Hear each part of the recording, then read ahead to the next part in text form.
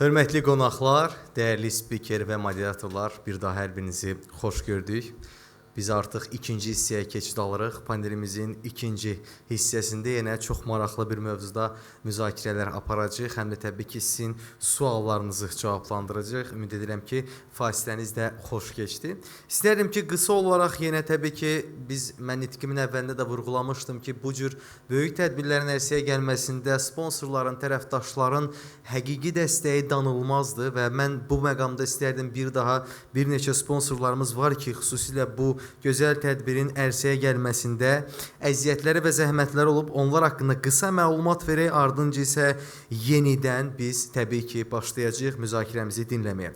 Tədbir, bir daha vurğulayım ki, biznesin müxtəlif istiqamətləri üzrə tədbirlərin təşkilatçısı Facemark şirkəti tərəfindən keçirilir. Yəni, ev sahibi Facemarkdır. Facemark Azərbaycanda biznesin müxtəlif sahələrini əhatə edən tədbir və forumların təşkilində aparıcı platformadır. Şirkət strateji mövzuları əhatə edən konferanslar, sammitlər və tədbirlər vasitəsilə iş dünyasına böyük töhfə verir ki, məhz bir neçə əsas böyük tədbirlərin adını da çəkmək istəyərəm ki, Facemark tərəfindən həyata keçirilən, məsələn, maliyyə və investisiya forumu, elə hazırda paralel olaraq keçirilən, artıq 11-ci dəfədə keçirilir Milli Marketing Forumu, Rəqəmsal Marketing Forumu, Milli İnsan Resursları Forumu və s. bu cür çox böyük tədbirlərə ev sahibliyi edib. Gəlin, qısa olaraq həm də Facemarkdan bağlı biz video çarxı da istəyərdik ki, izləyək, ardınca isə digər sponsorlar barədə məlumat verək.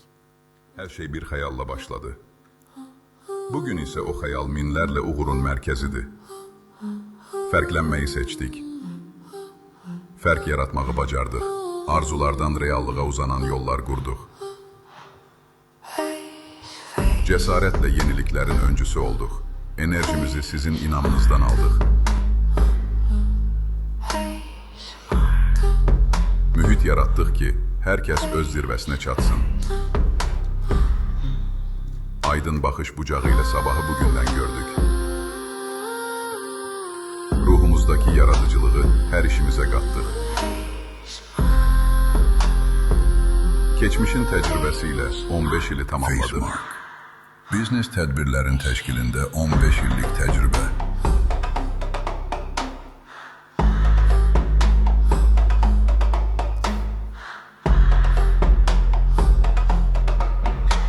Facemark, 15 il sizinlə. Hekayəmiz hələ yeni başlayır. Təşəkkür edirik. Gəlin alqışlayaq doğrudan da Facemark'ı ki, xüsusilə bugün bizi bir araya topladı və bu cür gözəl tədbirlərin ərsəyə gəlməsində də xüsusi əziyyət olur.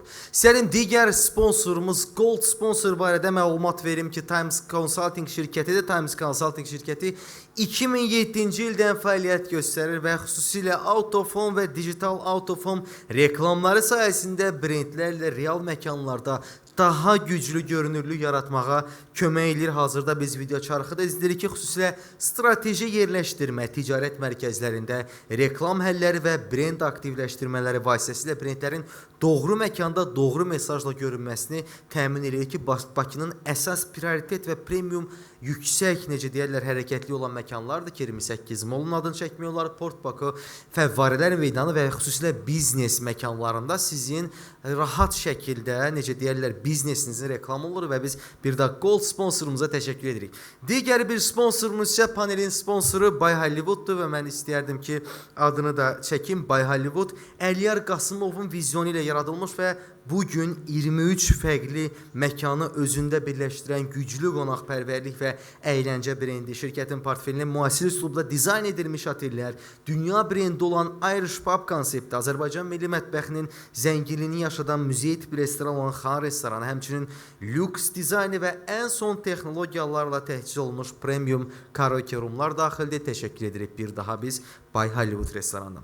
Növbəti bizim sponsorumuz Teymur Collection'dır və xüsusilə panel sponsorumuzdur. Şirkət 200-ə yaxın peşəkar işçi heyətinə malik xüsusi işçi geyimləri və korporativ uniforma istehsalı üzrə fəaliyyət göstərən yerli tekstil istehsal müəssisəsidir.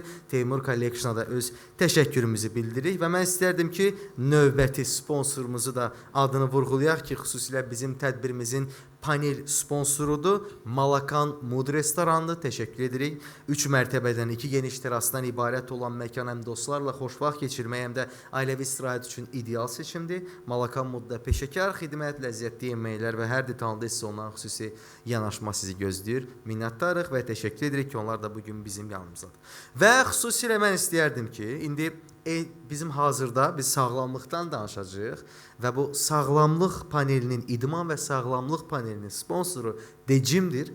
Belə ki, Decim ən son texnologiyalı avadanlıqları və peşəkar məşqçiləri vasitəsilə müştərilərinə ən keyfiyyətli idman təlimləri təklif edir. Decim idman zallarında fitness, məşq və pilates kimi ən populyar idman növləri mövcuddur. Xüsusilə burada həmçinin müştərilər üçün kişi və qadınların ayrı-ayrı istifadə edə biləcəyi xüsusi salonlar var. Gəlin birlikdə Decimin də biz videosunu, video çarxını izləyək, ardınca isə yavaş-yavaş keçid alaq panelimizə.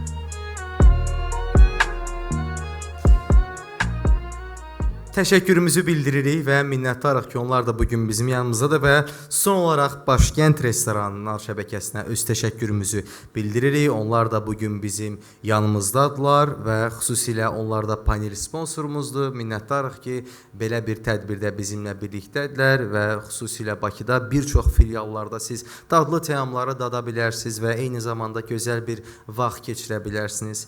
Eyni zamanda biz buradan təşəkkürümüzü bildirmək istəyirik İstisu mineral termal sularına, xüsusilə o gözəl Kəlbəcərimizin necə deyərlər dağlarından süzülüb gələn bu su bugün xüsusilə hər kəs tərəfindən sevilir və çox sağ olsun ki, məhz İstisu da bugün bizimlə birlikdədir və bizim gözəl tədbirimizin ərsəyə gəlməsində dəstəkçi olublar. Elə siz bizim spikerlərimiz də dadıb və bu gözəl suyun dadına baxa bilərlər və son olaraq Trento kişi geyimləri mağazası multibrend şəbəkəsinə öz təşəkkürümüzü bildiririk. Onlar da bugün bizim yanımızdadılar və siz də zövqlü əgər geyimlər axtarırsınızsa Trentoya necə deyərlər üz tuta bilərsiniz. Minnətdarıq bütün sponsorlarımıza. Əziz dostlar, indi isə panelimizə keçid alırıq. Mən də qeyd edeyim ki, bəlgələrinizdə olan QR kodu oxudaraq paneldəki spikerlərimizə öz suallarınızı yaza bilərsiniz. Yəni buradakı məqsəd sizin aktiv olmağınızdır və mən buradan bütün dostlara səslənirəm ki, aktiv şəkildə baxın. Nə suallarınız varsa, çünki bizim spikerlərimiz öz sahələrinin mütəxəssisləridir. Onlar bugün buradadılar ki, sizin suallarınızı cavablandırsınlar və ən əsası mən vurğulamaq istəyirəm ki, həm də hədiyyə də var. İndi onunla bağlı da məlumat verəcəm mən sizə ki, yaxşı suallar verənə nə olacaq? Yaxşı suallar verənə sponsorumuz tərəfindən xüsusi hədiyyələr olacaqdır. Birinci yerin sahibinə Decimdən 6 aylıq kart qazanacaq. Bu ən yaxşı sualı verən bizim necə deyərlər izləyicimiz olacaqdır. Yəni sizdən bir nəfər olacaqdır və eyni zamanda ikinci və üçüncü yerlərin sahibləri isə Decimdən 3 aylıq kart əldə edəcəklər. Baxın, elə idman və sağlamlıqda ən yaxşı şəkildə idmana təşviqdir, mən deyərdim hətta bu. Və eyni zamanda hamımız üçün motivasiya isə moderatorumuzun ən çox bəyəndiyi 3 sualın müəllifinə Decim tərəfindən təqdim olunan 6 aylıq kart hədiyyə ediləcək. İştirakçılar arasında ən çox bəyənmə toplayan sual isə Decimdən 3 aylıq kart qazanacaq. Yəni bu deməkdir ki, dostlar, aktiv şəkildə siz bizim panelimizdə iştirak edirsiniz, öz suallarınızı ünvanlayırsınız və ən yaxşı sualların cavabları isə mükafatlandırılacaq. İndi isə idman, mən gəlin ümumiyyətlə sizə panelimizdə olan dəyərli spikerlərimizin adlarını vurğulayım və ondan sonra isə təbii ki, biz dəyərli moderatorumuzu səhnəyə dəvət edəcəyik. İdman və sağlamlıq panelinin moderator və spikerləri. Moderatorumuz Fəfa xanım Şeydaya və spikerlərimiz Fərid Eyyubov və Gülya Əliyeva ətraflı şəkildə indi bizim dəyərli Vəfa xanım məlumat verəcək. Alqışlarla mən dəvət eləmək istəyirəm nutrisioloq və qidalanma davranışı üzrə mütəxəssis fitness məşqçi Vəfa xanım Şeydayavanı səhnəyə dəvət edirəm. Daha gürültülü alqışlarla dostlar. Hər birinizi salamlayıram panelimizə, xoş gəlmisiniz. Əslində buraya yolda gələndə düşünürdüm ki, hal-hazırda artıq çəkisi olan bir insan, indiki dövrdə bir nutrisioloqa müraciət eləyir, dietoloqa, məşqçiyə, yoxsa sadəcə olaraq bu telefonu götürür və informasiya axınında özünə bir fayda tapmağa çalışır. İstəyirəm sizə bir sual verim. İndiyənə qədər sosial mediada gördüyünüz hər hansı bir pəhriz növünü yoxlamısınız, yoxsa yox? Həyatınızda bir dəfə də olsun. Əlləriniz qaldı. Heç bir pəhriz növünü yoxlamamışam deyənlər, özümdən razıyam, heç nə ehtiyacım yoxdur. Sizi alqışlayıram. Əslində, məsələ, problem nədədir? İnformasiyanın çox olması bəzən fayda vermək yerinə əksinə daha çox çaşqınlıq yaradır. Burada əlbəttə ki, sosial medianın rolu çox böyükdür. Bu məsələ artıq estetik bir məsələ olmaqdan çıxıb, bu ailə vərdişləri məsələsidir, psixoloji dayanıqlıq, vərdişlər və əlbəttə ki, sosial medianın mesajları və influencerin məsuliyyəti. İstəyirəm sizə bir statistikanı paylaşım. Hal-hazırda Ümumdünya Səhiyyə Təşkilatının məlumatına görə 2022-ci ildə dünyada 2,5 milyarddan çox insan artıq çəki ilə mübarizə aparır. Onların 890 milyonu biləmədən əziyyət çəkir. Uşaqlar arasında da bu rəqəmlər az deyil. 5 yaşdan aşağı uşaq, yəni 35 milyondan uşaq artıq çəki problemi ilə qarşılaşıb. 5-19 yaş arası uşaqlar da yeniyetmələr içərisində bu rəqəm 33.900 milyon artıq gəlib çatıb. Yəni fikirləşin, bu çox ciddi rəqəmlərdir əslində. Və bu rəqəmlər bizə nə deyir? Hal-hazırda informasiya axınında gördüyümüz hər bir şey, hər hansı bir video, hər hansı bir mesaj, reklam, vədlər, bunun nə dərəcədə böyük bir rolu olduğu haqqında bizə bir məlumat verir. Ona görə də istəyirəm ki, bugünkü panelimizin məsuliyyətini dərk edək və diqqətlə qulaq asaq. Çünki bugünkü panelimizin mövzusu əslində bir növ bizim gələcəyimizdir. Və bugünkü panelimiz sağlamlıq kapitalıdır. Əsas mövzumuz artıq çəki, sosial mediada olan informasiya xaosu və influencer məsuliyyəti. Bir-birindən dəyərli, çox maraqlı, bilikli spikerlərim var və əsas məsələ ondan ibarətdir ki, sağlamlıq haqqında, idman haqqında, sağlam vərdişlər haqqında fərqli fikirlərə sahibdilər və bu da bizim panelimizi daha maraqlı edəcək. Çünki biz bilməliyik ki, çəki vermə məsələsi təkcə qidalanma və məşqlər deyil, bu kompleks bir məsələdir. İstəyirəm spikerlərimizi bura dəvət edim. Qidalanma mütəxəssisi, fitness təlimçi Gülya xanım. Buyurun.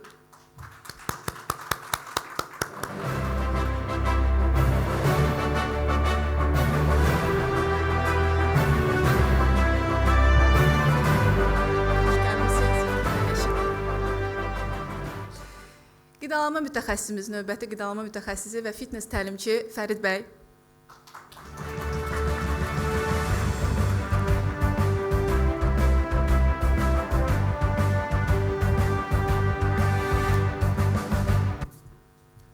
Mən özüm artıq təqdir etmişəm, əyləşə bilərəm. Xoş gəlmişsiniz bir daha. Bugünkü mövzumuz, yəni ən əsas, səsim yaxşı gəlir? Gəlir. Belə daha yaxşı gəlir? Tamam. Əslində, bugünkü mövzumuzu ilk öncə qadınlardan başlatmaq istəyirəm. Çünki hal-hazırdakı dövrdə qadınlarımız çox vaxt sosial mediada hər hansı bir ideal bədənlər görüb, ideal həyatlar görüb, kompleks yaşayırlar və həyatlarında nəyisə dəyişmək istəyirlər. Çox vaxt da bu görüntü ilə əlaqəli olur. Yəni güzgüdə özlərinə baxırlar və özlərini bəyənmirlər. Gülə xanım, siz necə düşünürsünüz? Yəni hal-hazırdakı dövrdə qadınların araqlamaqla bağlı olan problemləri nə ilə bağlıdır? Yəni özünə inamları yoxdur, yoxsa güzgüdəki görüntünü bəyənmirlər, yoxsa qidalanma vərdişlərini düzəltmək istəyirlər? Yəni əsas problem nədəndir? Aha. Bir daha hər birinizə təşəkkür edirəm gəldiyiniz üçün. Bugün çox maraqlı diskussiyamız olacaq və çox istəyərdik ki, siz də aktiv şəkildə iştirak edəsiniz bizimlə bərabər. Bir daha başlayaq. Deməli, xanımların 12 ildir də, belə deyim, fəaliyyət göstərirəm və bu illər ərzində mən deyərdim ki, çox böyük bir azlıq, yəni 100% deyər tutsaq, nə bilim 3-4% müraciət edən xanımlar bizə deyiblər ki, mən sağlamlıq üçün idmanla məşğul olmaq istəyirəm, mən sağlamlıq üçün kilo vermək istəyirəm. Yəni bu çox azdır. Əsas məsələ xanımların görünməyidir, güzgüdə özlərini bəyənməməkləridir və eyni zamanda Instagramda, sosial şəbəkələrdə müəyyən bir gözəllik standartları var. Hansı ki, bu artıq bir virus kimi yayılıb ki, bir xanım necə olmalıdır. Və bu sualın cavabı üzrə xanımlar müraciət edirlər ki, mən istəyirəm ki, ideal formada olum və burada müəyyən bir bədən proporsiyalarından söhbət gedir və həmin bədən proporsiyasını əldə etmək üçün artıq sağlam olmayan bütün yollardan da istifadə oluna bilər.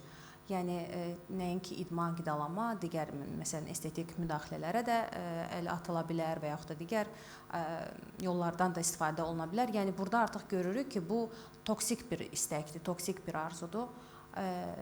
Amma bunu bilmək lazımdır ki, ümumiyyətlə qadın orqanizması üçün idman çox xüsusi bir rola malikdir. Xüsusən də menopoz dövründən sonra xanımlarda osteoporoz, yəni sümük əriməsi riski çox yüksək bir formada olur və məhz bu risk yüksək olduğundan artıq fikir verirsinizsə, nə bilim, analarımız, nənələrimiz yaşlandıqca belləri bükülür, bel ağrıları, sümük ağrıları çoxalır. Bütün bunların səbəbi vaxtikən əzələ kütlələrini bərpa eləməmək olub. Məsələn, bugün ola bilər ki, biz estetik formada gedək, bir müdaxilə ilə, cərrahiyyə yolu ilə hansısa bir formanı əldə eləyək. Ancaq bu bizim sağlamlığımıza heç bir formada yatırım deyil. Yəni bizim əsasən sağlamlığımıza yatırım etməyimiz üçün həqiqətən də əzələlərimiz belə deyim, güclü saxlamağımız lazımdır. Məsələn, mamam buradadır. 62 yaşı var anamın və son illərdə çox sümük ağrılarından əziyyət çəkirdi və artıq son 5-6 aydır ki, davamlı olaraq hər gün evdə idman eləyir.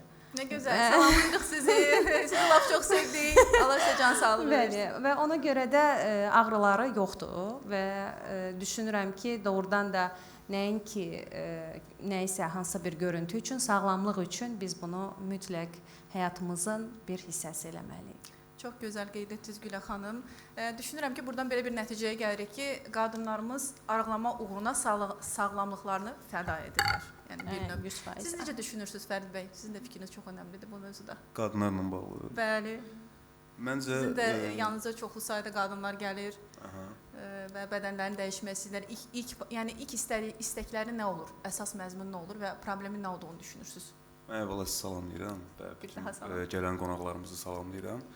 Düşünürəm ki, həqiqətən də bu tədbir, xüsusən də bizim panel kifayət qədər vacib bir paneldir və əminəm ki, bundan sonraki bir saatımız, qarşıdakı bir saat hamımız üçün çox maraqlı keçəcək. Xanımlarla bağlı, ümumiyyətlə təbiət olaraq mənə elə gəlir ki, xanımlarda vizuallıq daha ön planda olur. Yəni belə deyək də, təbiətin bizə verdiyi bəzi kriteriyalar var. Xanımlarda vizuallıq daha ön planda olduğu üçün məncə onların əsas prioriteti vizuallıq ola bilər.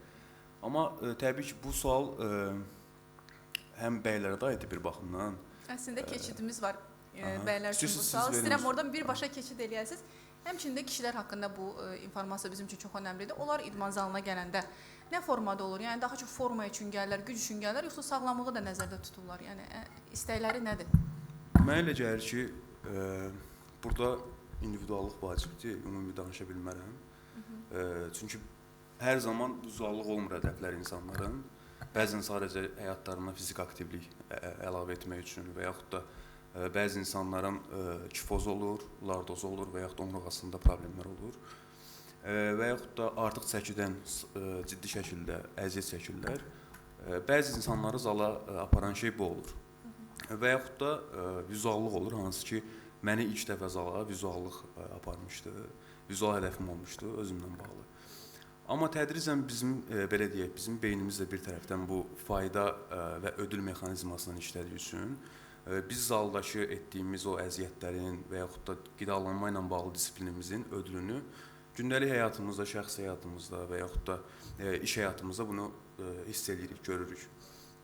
Bu baxımdan deyə bilərəm ki, bəli, bizi həm vizuallıq, həm sağlamlıq problemlərimiz ilkin olaraq zala aparır. Amma bizi zalda saxlayan şey, idmana bağlayan şey daha çox bu idmandan aldığımız müsbət geri dönüşlər və onun həyatımıza qatdığı müsbət təsirlər olur ki, bizi idmanda saxlayır. Kişilərlə bağlı bunu deyə bilərəm ki, hərəkətsizlik ümumiyyətlə kişinin təbiətində yoxdur. Fizik aktiv olmaq, sağlam yağlardan, sağlam qidalardan istifadə etmək və yuxu keyfiyyətini artırmaq kişinin testosteron səviyyəsinə ciddi təsir edir və testosteron kişinin həyatına çox vacibdir. Onun iş həyatında, qərar vermə qabiliyyətində, ümumi insanlarla münasibətində və bir çox yerlərdə vacib olduğu üçün kişilər prizmasından da bunu deyə bilərəm. Təbii ki, insan özünün güzgüdə də yaxşı gördüksə, bu da ona bir motivasiya verir. Əlbəttə ki, bilməliyik ki, motivasiya gəlib gedici bir şeydir, amma vərdişlərin formalaşması üçün davamlılıq olmalıdır. Və buradan istəyirəm Gülə xanıma sual verim. Təəssüflər olsun ki, davamlılıq teması daha çox əks cinsə, yəni onlar daha çox davamlılığa meyillidir. Nəinki qadınlarımız daha çox belə deyək, şirniyyat görək və s. də. Yəni biz daha çox o diet növündən çıxa bilirik və təəssüflər olsun ki, hal-hazırda sosial mediada qadınların çoxu ideal həyatlar görür. Yəni düşünür necə olur? Mən bir dənə konfetlə çay içə bilmərəm. İdeal hər hansı bir yeməklər, ideal bədənlər, ideal həyatlar. Bu haqqda nə düşünürsünüz? Sizcə qadınların qidalanmada ən çox inandığı, amma nəticədə onlara zərər verən mif hansıdır?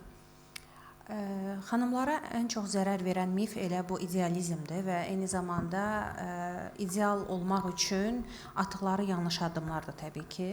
Sadəcə belə bir məqam var ki, və xanım siz dediniz ki, dalım xanımlar deyirlər ki, ideal, hər şey ideal, qidalanma ideal, dalım həyat tərzi ideal. Ancaq nə dərəcədə ideal və bu onların beynində hansı bir formada qəbul olunur. Bəzən hal-hazırda iki yöndə bir belə də inkişaf var. Bir var, özünü olduğun halınla qəbul elə. İkinci, özünü ideal olmaq üçün yəni səfərbər elə. İki uc var da, belə deyək. Və bu hər iki uc əslində türk sözləri var, sözü var, ya hep, ya heç, yəni ya hər şey, ya da heç nə mövzusuna gətirir, çıxarır. Amma əslində yəni ideal olan heç bir şey yoxdur. İdeal nə həyat tərzi var. Bizim burada spiker olaraq oturmuşuq. Biz də şokolad da yeyirik, məsələn, pizza da yeyə bilərik, burger də yeyə bilərik. Bəli, şok açıqlama. Biz də hər şey yeyirik sizin kimi. Bəli, sadəcə bunun dozası var, bunun balansı var. Əsas məsələ balansdan gedir.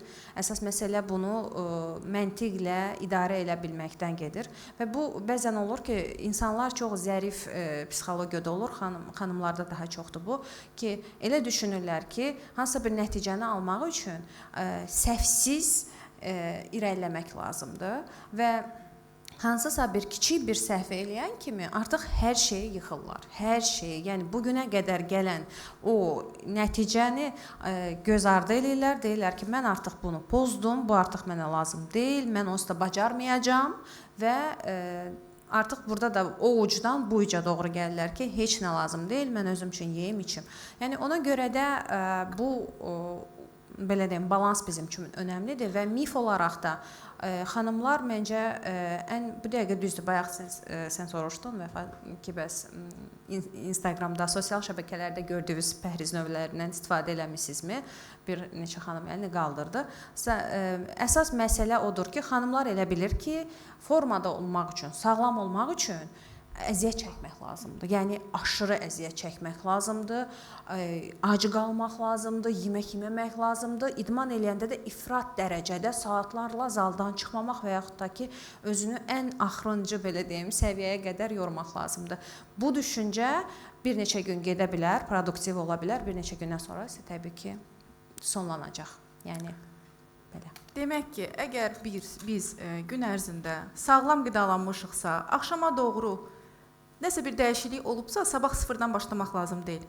Davam etmək lazımdır. Yalnız, yəni əgər bir gün siz 1 saat məşq eləmisiniz, digər gün 30 dəqiqə, digər gün 15 dəqiqə, bu sizin yolunuzda sizə mane olmur. Yəni əsas olan sizin davamlılığınızdır. Elə deyilmi Gülə xanım? Düzdür. Fərid bəy, hal-hazırda çox trend olan məsələlər var. 30 günə dəyiş, 2 aya əzələ yığ, sürətli dəyişimlər və s. Necə düşünürsünüz? Yəni praktik və elmi baxımdan danışaq. Real nəticə ilə sosial mediada göstərilən nəticə arasında nə qədər fərq var? Mən özüm də il ərzində 4-5 dəfə bədənimi dəyişən biri olaraq, həmçində məşqçi olaraq tələbələrin də bədənini dəyişirik. Əslində 2 ay qısa bir vaxt deyil. Yəni vizual hədəf əldə etmək olar, həm elmi baxımdan, həm praktik baxımdan bu mümkündür. Amma biz bu transformasiyanı və yaxud da dəyişimi necə görürük? Bu vacibdir bir baxımdan da. Əgər bizim artıq çəkimiz varsa da və çox artıq çəkimiz varsa da, biz təbii ki, ilk aylarda bədənimiz çox sürətli su atır. Nəticədə ödəm atırıq və vizual olaraq gözə çarpacaq dərəcədə nəticə görə bilərik. Bu çox normal bir şeydir. Bir aya 10 kiloqram belə, 10 kiloqram, 12 kiloqram biz bədənimiz su ata bilər. Əgər o insanın ifrat dərəcədə arıq çəkisi varsa da. Amma biz, mən həmişə bir sözüm var bu sahədə. Mənə elə gəlir ki, biz hər şeyi 4-4 yetsək belə, yuxumuza da, qidalanmamıza da, məşqimizə də, ən yaxşı məşqçini tutsaq belə, bu işdə bir zaman sərf etmək lazımdır. Həqiqətən də bu zaman tələb edən bir şeydir. 2 ay ərzində biz böyük bir transformasiya təbii ki, əldə etməyə bilərik. Həm yağ faizimizi aşağı salıb, həm əzələ kütləmizi... İndividuallıq da var burada, düzdür? Bir mənalı. Çünki həqiqətən individuallıq vacibdir. Biz normalda tələbə qəbul etdiyimiz zaman onların ilk bir ayı onsuz zala adaptasiya olma və hərəkətlərin texnikalarını öyrənmə üzərində olur. Amma elə bəzən də olur ki, bir insan bir həftədə hər şeyi tam qavraya bilir. Bəzən də elə insan olur ki, 2 ay, 3 ay, 4 ay, 5 ay hətta bir hərəkətdə ustalaşa bilmir. Bu da ehtimaldır və məncə də həqiqətən sizə qatılaram, bu individualdır. Genetik faktorlar burada vacibdir. Hətta bizim ola bilər ki, mənim məşqçilər qatılırlar. Bəzi insanlar öz sağlamlıqlarla bağlı məlumatsız olurlar. Məsələn, insülin dirənci olanlar olur. Yəni, məlum məsələdir, heç kim analiz verib zala getmir. Özdə burada bu mövzuda sizin sözünüzə qüvvət bir məsələ var ki, xanımlar, mən məsələn xanımlarla daha çox çalışdığım üçün, daha çox deyən xanımlarla çalışdığım üçün bunu görürəm ki, hansısa bir transformasiya nəticəni görəndə özlərini kökləyirlər ki, yəni bu xanım belə bir nəticə alıbsa, mən də belə bir nəticə almalıyam. Və özlərinə artıq belə deyim bir yük kimi bunu da yükləyirlər ki, yəni mənim 2 ay ərzində bu xanım belə bir nəticə göstəribsə, mən də bunu göstərməliyəm və mən bunu praktikada da çox görürəm ki, bəzən olur ki, xanımlar buna görə böyük bir depressiya yaşayırlar. Deyirlər ki, yəni mən belə deyiləm, mənim nəticəm belə olmadı, mən nəyi səhv eləmişəm. Əslində orada faktorlar çoxdur, genetik faktorlar çoxdur, individualizm çoxdur. Yəni buna görə də biz insanlar nəticəmizi almaq istəyəndə özümüzə köklənməliyik. Hansısa bir nəticə bizə ilham verə bilər. Deyə bilərik, aha, bir insanın dəyişimi mümkündür. Ancaq mənim hansı sürətdə, hansı tempdə dəyişimim tam mənə bağlı bir şeydir. Yəni. Çox gözəl vurğuladınız. Mən də düşünürəm ki, insan əgər dəyişimə başlayıbsa, özünü sabah fərqləndirəcək bir insan olmalıdır. O da yalnız özü. Yəni, mən dünən necə idim, bugün necəyəm? Öz-özünə mübarizə aparmalıdır. Yalnız özünü yaxşı versiyasını yaratmalıdır. Biz üçümüz də dəyişim şəkilləri paylaşırıq, düzdür? Bizim işimiz budur, qazancımız budandır. Biz onu səmimi olmaq lazımdırsa da, belə deyək, ən yaxşı formada eləyirik. Bu idealizmdir, sosial şəbəkə idealizm üzərində gedən bir prosesdir. İşığın düşmə bucağı, həmin günkü insanın su və karbohidrat qəbulu, onun vizual görüntüsünə çox böyük təsir edir. Yəni o idealizmə qapılmaq lazım deyil. Bu idman yəni sosial şəbəkənin zaten bütün strukturu bundan ibarətdir ki, insanlar özlərini orada şəkillərdə, videolarda heç biz bu idman olmasa belə, sağlamlıq olmasa belə ən ideal bir formada göstərirlər və bu bizi həqiqətən də realizmdən çox kənarlaşdırır. Çox maraqlı bir artıq bu oturuşmuş bir şeydir də. Həyatda sizi görürlər, deyirlər, siz həyatda beləsiz. Yəni artıq iki fərqli bir dünya formalaşıb. Sosial şəbəkədəki görüntümüz, real aləmdəki görüntümüz. Ona görə də və insanlar daima məsələn sosialda hər şey ideal görünür deyə elə bilirlər ki, realda da o olmalıdır da. Bu artıq çətinlik yaradır. Bəli, indi ideallıqdan əlavə bir də hər şeyi arıqla, düşünmə gücü ilə arıqla məsələləri var və bu əlbəttə ki, auditoriyanı çaşqınlığa uğradır. Çünki çoxları düşünür ki, axı mən o videoya baxdım, dedilər ki, sən düşün, bədənin sənə deyəcək ki, bax sən bunu yeməli deyilsən, amma mən yenə də çəkə verə bilmirəm və burada insanlar düşünürəm ki, özləri üçün ən lazımlı nöqtəni götürürlər. Hər şey yeyə bilərsən. Lazım olmayanı qoyurlar qılağa. Siz nə düşünürsünüz? Sizcə sağlam yanaşma insanı rahatlaşdırmalıdır, yoxsa onu hər hansı bir hərəkətə gətirməlidir? Ümumiyyətcə bu platformada yayılan bu informasiyalarda nə qədər doğruluq var, nə qədər yanlışlıq var və insanlar oradan hansı informasiyanı özlərinə nümunə olaraq götürməlidirlər?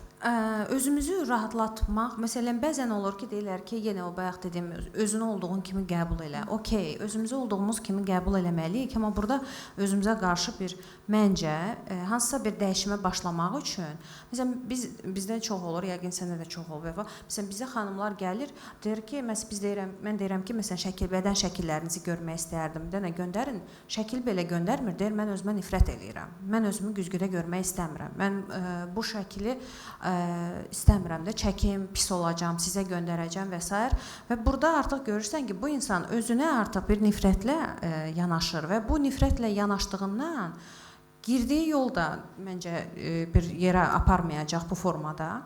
Ona görə də özümüzü qəbul elə deyəndə, məncə bu pozitiv formada nəsənsə, yəni realda, natural olaraq mən beləyəm, okey, mən bunu qəbul edirəm və dəyişmək istəyirəm kimisindən yola çıxmalıyıq. Və biz həmişə bir söz var, yəni ağac deyilik ki, bir yerdə duraq. Yəni insanın yaşam yəni bizim filosofiyamız budur ki, biz transformasiya keçməliyik. Daima bəşəriyyətə də bir şeylər qatmalıyıq, özümüz də. Yəni insanın özünün doğulandan ölənə qədər də heç nə eləməsə belə, zaten bu insan doğumundan ölənə qədər daima bir transformasiya yaşayır. Və biz bu transformasiyanı həm düşüncə tərzimizə, həm özümüzə də belə deyim, tətbiq eləməliyik və özümüzü qəbul eləyib daha da yaxşı olmaq üçün nikbin addımlar atmalıyıq, belə deyərdim. Və əlavəmi etmək istəyirəm, o nüdən çoxdur, qadınlarla işləyirəm və bu problemlər çox vaxt, yəni sosial mediada gördüyünüz məlumatlar var ki, məsəl üçün deyirlər, hər şey yeyə bilərsiniz. Orada çox incə bir məqamlar var ki, o məqamın bir hissəsi də sağlam qida vərdişlərində yatır. Yəni çoxları düşünür ki, mən hər şey yeyəcəm. Əslində bunun 80%-i sağlam həyat tərzindən keçir. Və əlbəttə ki, biz bilməliyik ki, burada psixoloji faktorlar var. Yəni, hər yediyimiz qida həqiqətən fizioloji istəklə yeyilmir. Bəzən sadəcə yorğun olduğunuza görə, bəzən sadəcə stres yaşadığınıza görə qabağınıza bir yemək tapırsınız və yaxud soyucunu açırsınız ki, mən nə yeyirəm. Bundan da çox dərindən yanaşılmalıdır və bunun üçün də əlbəttə ki, sosial mediada ekspertlər düzgün məlumatlar paylaşmalıdır. Fərid bəy, natural fitness haqqında danışmaq istəyirəm. Bu da çox yaralı bir mövzudur. Hal-hazırda hamı sürətli bir nəticə istəyir. Amma siz özünüz də yəni bu təcrübəni keçmiş bir insan olaraq istəyirəm ki, sizdən fikirlərinizi eşidək. Yəni nə deyirsiniz bu haqqda, nə düşünürsünüz? Çox sağ olun, sağolunuz üçün. Mən natural məşq edirəm uzun illərdir və ümumiyyətlə indi insanların o tez vizual hədəfə çatma istəyi mənə elə gəlir ki, çox insani bir istəkdir. Çünki bizə onsuz hal-hazırda bu aşılanıb, hər şeydə belədir. Yəni biz məlumatı 10 saniyə əldə edirik hardansa, yemək sifariş veririk, 10 dəqiqə, 15 dəqiqə gəlir. Yəni bu normal bir şeydir. İnsan öz bədənində də bu sürətli dəyişimi görmək istəyə bilər. Amma olub, məndə də təcrübədə tələbələrimdə olub ki, müəyyən steroidlər istifadə etmək istəyənlər olub. Mən bəzən olur ki, zalda baxıram, insanın vizual olaraq görüntüsü yaxşı deyil, amma təxmin edirəm ki, o hər hansısa bir preparatları istifadə edir. Yəni çox istifadə edənlər var həqiqətən ətrafımızda. Bunu bilinçsiz şəkildə istifadə etməyə mən qəti əleyhinəyəm. Biz əgər bunu professional bir şəkildə ediriksə bu idmanı və belə deyək, ölkəmizin bayrağını xaricdə müxtəlif idman yarışlarında təmsil edilirsə də, təbii ki, burada müəyyən tələbatlar var. Bu işin tələbatı budur. O insanlara mən normal qarşılayıram yəni bu şeyi. Amma deyək ki, biz normal sıradan bir insanıq, düzdürmü? Bizim gəlirimiz buradan deyil və yaxud da bizim belə deyək, həyatımızdakı ən böyük prioritet vizuallıq deyilsə də, biz 9-6 iş rejimində işləyən bir insanıq. Belə olduğu təqdirdə yəni o preparatları istifadə etmək həqiqətən zarafat gəlməsin heç kimə. İnsanın hormonlarını alt-üst eləyə bilər və deyək ki, 100 nəfər elədi bunu, onun 95-ini bir şey olmadı, 5 nəfər ola bilər. O 5 nəfərdən biri də burada oturanlardan kimsə ola bilər. Bu baxımdan da baxdıqda mən hər kəsə qəti şəkildə tövsiyə edirəm ki, yəni natural məşq eləməyin öz üstünlükləri var. Biz natural məşq eləyənlər hər zaman bir tempdə oluruq. Steroid istifadə edənlər il ərzində müəyyən saykllar yaşayırlar. Bəzi dönəmlər daha aktiv, daha cümrah, bəzi dönəmləri isə çox depressiv olurlar, çox aşağı olurlar. Yəni psixologiyalarına da təsir edə bilər bu Əlbəttə. preparatlar. O baxımdan da baxanda natural məşq eləmək bir mənalı şəkildə. Əgər ola bilər bizim deyək ki, elə bir yaş dövründəyik ki artıq, bizim o təbiət olaraq bizə gələn o testosteron səviyyəsi azalır, deyək ki 40 yaşımızdayıq da belə deyək. Həmin zaman ola bilər biz endokrinoloq dəstəyi ilə analizlər verə-verə o TRT deyilən bir şey var, testosteron replasmik terapi. Endokrinoloq dəstəyi ilə müəyyən dozajlarda və müəyyən ciddi analizlər verərək etmək olar. Mən bunun əleyhinə deyiləm, bu dünya praktikasında var. Amma deyək ki 25-26 yaşın var, sənin onsuz da zaten bədəninə testosteron normal səviyyədədir. Aktiv idman elə, qidalan, yuxuna diqqət elə, onsuz da yaxşı olacaq. Problemin məzmunu ondadır ki, hamı sürətli nəticə istəyir. Əlbəttə bunun Sırf ona görə. Bir də bu şey də var, onu da demək istəyirəm. Mən 4 il bundan əvvəl Bakıda hansısa bir zalların birində idim. Təbii ki, o zamanlar da özüm araşdırırdım, oxuyurdum, özümü inkişaf etdirməyə çalışırdım və məlumatları yığırdım. Heç vaxt istəməmişəm ki, nə vaxtsa mən bu iynələri istifadə edirəm. Zaten amma bu işin içində olduğum üçün məlumatlı olmaq istəyirdim. Bilirdim yəni məlumatlıydım. Zalda mənə bir məşqçi mənə dedi ki, bəs sənin forman yaxşıdır. Gəl filan şeyi istifadə elə, daha da yaxşı olacaqsan. Hansı ki, həmin o filan şey bu sferada ən sonunda istifadə olunacaq bir şeydir. İnsanın mərkəzi sinir sistemini alt-üst eləyir, hissiyatını ölür də, yəni o dərəcə pis bir şeydir. Dedim, baxdım, dedim ki, hə, eləyərəm yaxşı. Halbuki bilirəm də, yəni o nə olan şeydir. Və dedim ki, mən sən düşmənim deyiləm də, bunu niyə mənə tövsiyə edirsən ki? İnsanlar həm qadınlarda, həm kişilərdə düşünürəm ki, yəni tez nəticə üçün özlərini fəda verirlər. Əlbəttə, xanımlarda da əməliyyat bu prinsip olaraq daha çox. Və istəyirəm bu mövzunun bir qoluna da keçim. Preparatları qoyduq bir qırağa. Hal-hazırda çox trend olan mövzu haqqında danışmaq istəyirəm. Arıqlama iynələri. Hal-hazırda hər bir dietoloqun çəkməcəsində olan, təəssüflər olsun ki, bir çox izlədiyimiz influencerlər, təbii şəkildə arıqladığınızı düşündüyünüz influencerlər, təəssüflər olsun ki, səhv məlumat yayıb, sizə də o vədlər verib, sizi səhv yönləndirə bilirlər. Arıqlama iynələri olsun, dərmanları olsun, bir ara bu kofelər idi, çaylar idi. Hal-hazırda kofe və çayları pisləyib, nəyə görəsə yalan məlumatlar paylaşıb, təbii şəkildə arıqladıqlarını deyirlər. Amma bu belə deyil. Gülə xanım, nə düşünürsünüz bu barədə? Niyə hal-hazırda bu boyda, bu dərəcədə böyük bir trend halı alıb və bununla necə mübarizə aparmaq olar? Arıqlama iynələri hal-hazırda yeni çıxmış bir tendensiyadır və artıq mən bunu bir çox kardioloqların, endokrinoloqların təbii ki, artıq agendasında çoxdan var. Başqa sahə həkimlərinin də artıq bu, belə deyim, arıqlama iynələrini dəstəklədiyini və bu haqda kifayət qədər elmi araşdırmalarla insan sağlamlığına faydasından danışdıqlarını görürəm. Sadəcə burada bir məqam var ki, mən düşünürəm ki, əgər ciddi bir endokrinoloji nəzarət altında ciddi piylənmə, insulin dirəncinin çox olduğu hallarda təbii ki, belə iynələrin istifadəsi məncə istifadə oluna bilər, yəni bir müalicə məqsədi ilə. Sadəcə mən görürəm ki, bu artıq biraz daha banal bir səviyyəyə çatıb. Necə ki, nə bilim, dırnaq ustasının yanında oturub söhbət eləyirsən ki, falan şeyi elə bundan arıqlayacaqsan. Artıq arıqlama iynələri də belə bir stol üstü belə çay mövzusuna, çayın içiləcisi bir mövzuya çevrilib. Hə, get aptekdə nə edirsən həkimi, get bu iynəni al, həftədə bir dəfə vur, iştahı kəsir, yaxşı özün üçün arıqlayırsan, nə edirsən idmanı, nə edirsən o boyda dietanı, bunu al, onu al. Yəni ki, belə bir formada təşviqat da görürük. Bu düzgün deyil, çünki əgər istifadə olunacaqsa belə riskli pasiyentlərdə onların mütləq bir formada müəyyən protokollarla sağlam qidalanma və idmanı paralel olaraq eləməsi lazımdır. Yəni bu şəkildə okey ola bilər. Ancaq hər yerindən duran mən və xüsusən də bunu da görürəm. 5-10 kilo üçün istifadə eləmək istəyən insanlar da olubdu. İstifadə də eləyirlər. Yeni çıxan ümumiyyətlə bir belə deyim də elmi tapıntıdır. 30-40 il sonra, 20-30 il sonra sənin bədənində bunun hansı yan təsirləri olacaq, bu da məlum deyil.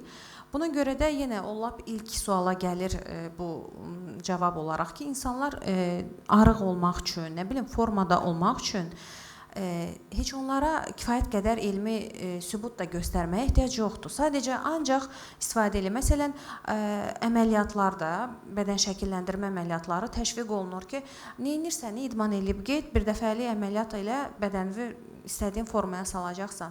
Amma o əməliyyatın bərpa sürəci var da, deyirlər 6 ay ərzində, nə bilim, qan köçürülür, nə bilim, nələr, çox ağır etaplar var, çox ağrılı, çox riskli, ən riskli əməliyyatlardan biridir.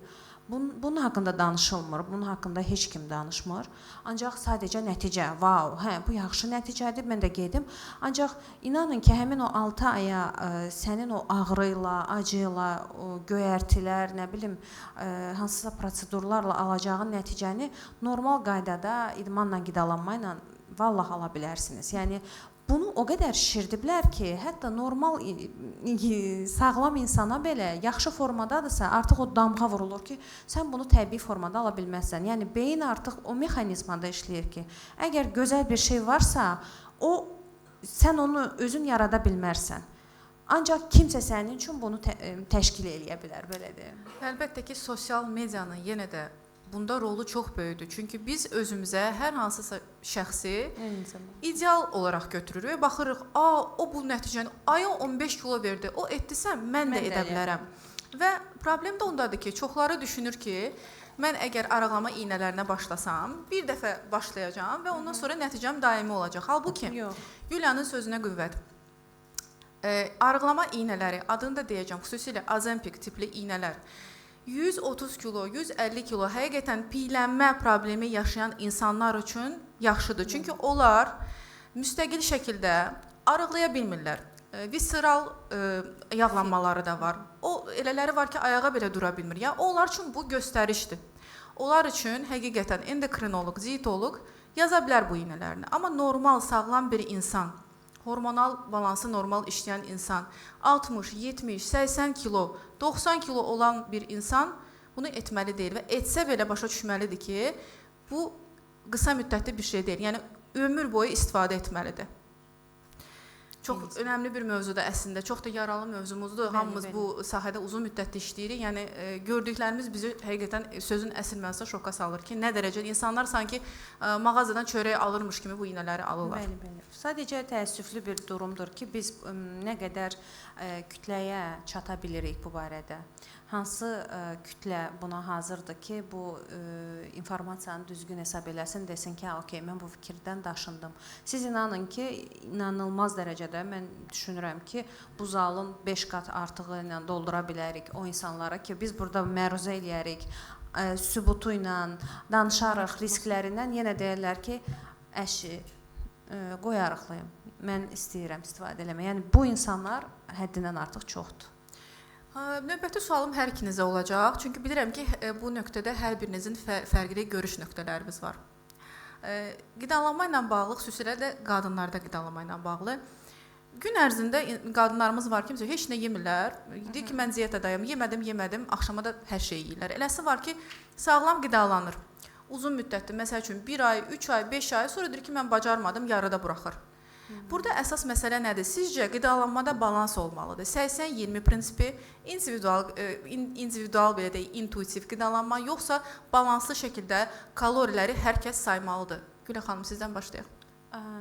Deməli, 80-20 prinsipi əslində çox gözəl bir prinsipdir, amma ilk başlarda tam belə deyim, yeməyin məzmununun nə olduğunu bilməyən bir insan. Bir dənə araşdıraq, onu da deyək ki, 80-20 prinsipi nədir? 80-20 prinsipi budur ki, gün ərzində qidalanmağımızın 80%-nin sağlam qidalardan, sağlam məhsullardan ibarət olması, 20% isə qeyri-sağlam hesab olunan, nə bilim, fast food ola bilər, şokolad ola bilər, şirniyyat ola bilər. Bunların 20%-in içinə girməsidir. Əslində biz keçən dəfə də bu forumdan əvvəl görüşəndə də demişdim ki, mən çox istəyərdim ki, necə ki məktəbdə vurma cədvəli uşaqlara öyrədilirsə, uşaqlara həm də bu kalori hesablamaq, makrolar, karbohidratlar nədir, protein nədir, zülal nədir, bunlar mütləq bir şəkildə öyrədilməlidir.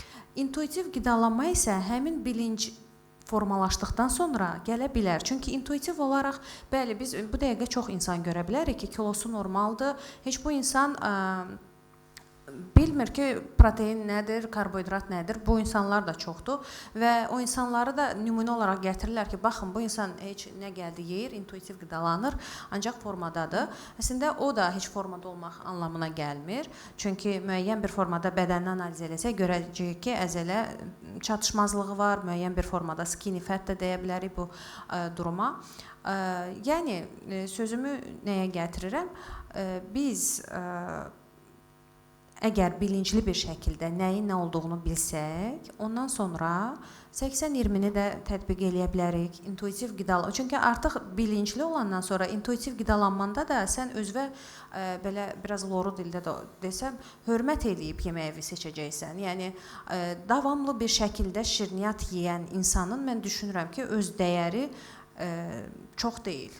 Mən düşünürəm ki, yəni aşırı dərəcədə dəyər deyəndə nə nəzərdə tutursunuz Gülə xanım? Özünə verdiyi dəyər, özünə verdiyi dəyər, yəni özünə etdiyi, öz bədəninə etdiyi hörmət mən düşünürəm ki, yüksək dərəcədə deyil bu insanın ki, davamlı olaraq gününü ya yemir, axşam gəlib əlinə gələni yeməklə bitirir. Yəni bədəninə hörmətlə yanaşmır.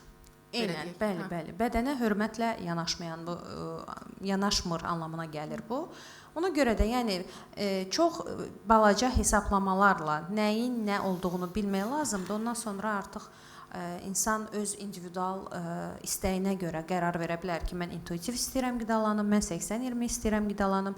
Mən məsələn çox insan tanıyıram ki, 100% belə deyim, 90-10 prinsipi ilə də qidalanır. Hər şeyi bütün günü hesablayır. Amma çox da bu ona pis təsir eləmir. Şəxsən mən hesablaya bilmərəm. Mən bunu qəbul edirəm. Yəni mən oturub günbəgün bu qram, o qram, bu qram, bu qədər yedim, 320 kalori budur, nə bilim, 187 kalori budur. Bu mənim artıq gərər. Yəni mən buna istəmirəm. İndi çox maraqlı olacaq, çünki Fərid bəy bunu tamam əksini deyəcək. Hazırlıqlı olun. Hal-hazırda çox maraqlı bir söhbətimiz olacaq. Buyurun Fərid bəy. Tamamilə əksini. Mənə elə gəlir ki, əgər bizim görüntümüzdən narazıyıqsa da, təbii ki, ilk vaxtlarda özümüzə qarşı qəddar olmalıyıq biraz. Mənə elə gəlir, rahat olmaq lazım deyil. Ciddi kalori defisi etmək olar, hətta yüksək miqdarlarda kalori defisi etmək də olar. Düzdür, burada müəyyən sağlamlıq faktorları var, amma qorxulacaq belə qlobal bir şey deyil. Yəni, ola bilər immunitetimiz zəifləyə bilər, ola bilər metabolizmamız zəifləyər, ola bilər biraz hormonlarımız oynaya bilər, amma uzunda ölüm yoxdur da, yəni 2 aydan sonra yenə biz qayıdıb normal qidalanacağıq. Amma deyək ki, biz normal, məsələn, mən də natural bir insanım da, buradakı insanlar üçün bir insanım. Deyək ki, normal vizual görüntümüzdən razıyıq və bu işi həyat tərzinə çevirmişik. Təbii ki, elə olduğu təqdirdə biz 80-20 prinsipinə mən də qatılıram ki, 80% sağlam qida, 20% istədiyimiz qidaları seçib yeyə bilərik. Yəni özümüzlə duraq ad gününə, toya, yeməyə aparaq orada. Kalori baxımından yanaşsaq, mən düşünürəm ki, kalorini saymaq lazımdır. Bu mənim şəxsi fikrimdir. Niyə? Səbəb lazımdır, məncə də lazımdır. Səbəbini deyim. Mənə elə gəlir ki, biz düzdür, burada belə bir söhbət var ki, biz deyirik kalori defisiti yaradın və çəki atacaqsınız. istədiyinizi yesəniz belə, əgər nəticə etibarilə defisit yaranırsa da, vizual olaraq çəki atacaqsınız. Eynən. Amma burada belə bir nüans var ki, biz həm də bizim qidalar, belə deyək, biz avtomobil deyilik də, yanacaq tökdün və müəyyən məsafəni qət etdin. Bizim yediyimiz qidalar bizim ruh halımıza, produktivliyimizə, yuxu keyfiyyətimizə, hormonlar, bunları bilirsiniz də, yəni hər şeyə çox ciddi təsir eləyir. O baxımdan baxanda kalorinin hardan gəldiyi vacibdir, amma deyək ki, çox belə deyək də, spesifik bir hədəfimiz yoxdur. Deyək ki, elə insan var ki, xırda bir bədənindəki suyu belə problem eləyir də, deyir ki, mənim belimdə su var, məsələn. Belə bir situasiya yarandıqda kalorini saymaq lazımdır. O halda belə. Amma deyək ki, biz prosta sadəcə çəki atmaq istəyiriksə də, biz miqdarları ölçsək, bu daha uzun müddət sürdürülə bilir bir şey olardı. Məsələn, dünən 4 dənə kartof yedim, tutaq ki, 4 dənə orta ölçü kartof yedim, bugün 3 dənə yedim. Və yaxud da dünən 2 stakan düyü yedim, bugün 1 stakan yedim. Belə cycle edərək yenə də kalori defisiti yarada bilərik. Eynən. Eynən. Demək ki, ortaq bir məxrəcə gəlirik ki, kalori defisiti mütləq olmalıdır. Bu qızıl qaydadır. Kilo vermək Amma üçün. necə olmalıdır? Əlbəttə ki, yenə də qayıdırıq balanslı şəkildə və bilməliyik ki, orta statistik bir insanın məqsədi əlbəttə ki, səhnəyə çıxan professional bir sportmenin istəyi olmalı deyil. Yəni hər kəs sadəcə arıqlamaq istəyir, sadəcə biraz fit olmaq istəyir. Mənim şəxsi fikrim, hər bir insan gün ərzində nə qədər enerji xərclərini, nə qədər enerji aldığını bilməlidir ki, nəticə ala bilsin. Çünki bir müddət sonra insanlar var ki, gün ərzində mən sağlam qidalanıram, mən əslində hər şey yemirəm və s. Ümumən baxsaq görərik ki, kalorisi gəlir 2000-ə çıxır. Yəni defisitin nə olduğunu bilmir, çünki hansı ərzaqlarda nə qədər kalori olduğunu bilmir. Əsas məzmun budur və əlbəttə ki, uzun müddətli nəticə üçün hər bir insan həyatında balans yaratmalıdır və həmin qidalanma növünü həyatın sonuna qədər çatdırmalıdır. Yəni bir anda, bir hissədə artıq mən istəmirəm, mənə çətindir deyirsinizsə, bu qidalanma növü sizə uyğun deyil. Əgər yəni o söz bir proqrama baxanda mən bunu 2 həftə eləyəcəm, güclə çatdıraram axıra, elə düşünürsünüzsə, deməli bu bu deyil. Amma buna baxanda, yəni bu yenə də deyim də yeni başlayanlar üçün olmaya bilər. Yəni artıq müəyyən bir formada professionallaşmış, müəyyən bir bilinci olan insan üçün nəzərdə tuturam təbii ki. Burada artıq məsələn növlər də var da, keto diyet var, nə bilim aralıqlı oruc var və s. o var, bu var. Əgər bunu, bəli, yəni bunları əgər sən baxanda deyə bilmirsənsə ki, mən bunu ömrüm boyu eləyə bilərəm və burada artıq cavab bəllidir ki, siz bunu eləməməlisiniz. Mövzulara başlamamışdan qabaq statistikanı bölüşmüşdüm. Aşağı yaş uşaqlarda piyələnmə faktorunun nə qədər artdığı məsələsi. Siz nə düşünürsünüz Gülə xanım? Hal-hazırda bu genetikadan asılıdır, ailə süfrəsindən, valideynin bilik səviyyəsindən, sosial mediadan. Problem nədir və nəyin üzərində işləmək lazımdır ki, bu məsələ aradan qalxsın? Uşaqların kilo. Məncə burada bu ailə adət-ənənələrinin, xüsusən də nə bilim nənələrin, nə bilim çox böyük bir rolu var burada. Çünki xoşlayırlar ki, uşaq deyirlər ki, topuş olmalıdır, kilolu olmalıdır ki, biləsən ki, və sağlamdır. Yəni sağlamlıq göstəricisi kilolu olmaq sayılır. Bu baxımdan uşaqlar dünyaya gələndən yarış halına gətirə toksik analar da görmüşəm bu arada ki, hər ay mənim uşağım bu qədər kilo artdı. Mənim uşağım nə deyirlər 4 ayında nə bilim 12 kiloydu falan. Yəni bu artıq uşaqlıqdan analarda da belə bir düşüncə formalaşdırır ki, uşaq çox yeməlidir və artıq 1-ci, 2-ci, 3-cü siniflərdə başa düşürlər ki, övladları uyğun normal şəkildə deyil və bizdə məndə də olub ki, məsələn, ana müraciət edib ki, uşağı üçün mən buna nə verim. Amma mənim də 2 övladım var. Məsələn, mən onların yeməyinə, məsələn, mənə çox vaxt deyirlər ki, sən sağlam qidalanırsan, deməli, onların da yeməyini oturub çox diqqətlə seçirsən ki, hə, bu ingredient olmalıdır, bu olmalıdır, olmalıdır. Mən bunu əsla eləmirəm. Amma mənim övladım mənim nə yediyimi görür. Yəni, mən ona canlı nümunəyəm, belə deyim. Və mən heç inanırsınız, məsələn, bir restorana gedərəm, nəyisə sifariş eləyərəm, mənim böyük oğlum nə sifariş elədimsə, eynisini özünə istəyər. Yəni, mən nəyi xoşlayıramsa, onu da artıq o bəyənir və avtomatik olaraq onun qidalanma, belə deyim, forması sağlam bir versiyaya gəlir çatır. Yəni ana ata evdə yesin, içsin, bütün günü stolun üstündə, şkaflarda istənilən tip yemək olsun, daha sonra denən ki, mənim övladım kül oldu. Bu da bir variant deyil. Yəni ilk olaraq məncə uşaq o evin aynasıdır da, bu söz var. Özümüz bir düzgün nümunə olmalıyıq ki, uşaq da ondan nələrsə götürsün.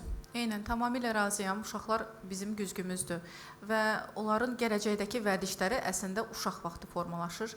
Ona görə də nə etdiyimizə, nə dediyimizə, nə yediyimizə diqqət etməliyik ki, onların gələcəyini düzgün şəkildə formalaşdıraq.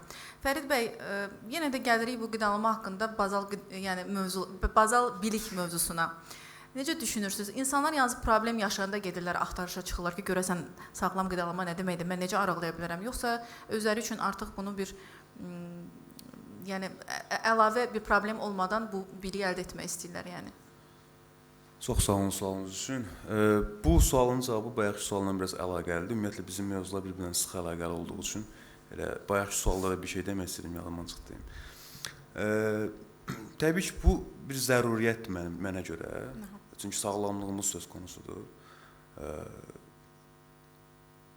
Biz necə yazmağı, oxumağı öyrənmişiksə də, sağlamlığımızla da bağlı bu qədər vacib olan qidalanmanı ən azından müəyyən vacib şeylərə bilməyimiz lazımdır. Bu yaxınlarda reels çəkmişəm, karbohidratlarla bağlı danışıram, top 9 karbohidrat. İnansız, mən onun şərhlərini oxuyanda həqiqətən gördüm ki, Azərbaycanda bu qidalanma ilə bağlı bilik və bacarıqlar çox aşağı səviyyədədir. Bir qardaş yazıb ki, mənə bəs Fərid bəy yumurta qaldı, hansı ki karbohidratlarla bağlı danışıram da. Mən də yazdım ki, Famil qardaş, yumurta karbohidrat deyil. Sizi kəsirəm, izləyicilərə bir sualım olacaq. Yumurtanın tərkibində nə var? Zülal, lif, karbohidrat, yağ. Buyurun. Təkcə salam, hər birinizi salamlayırıq.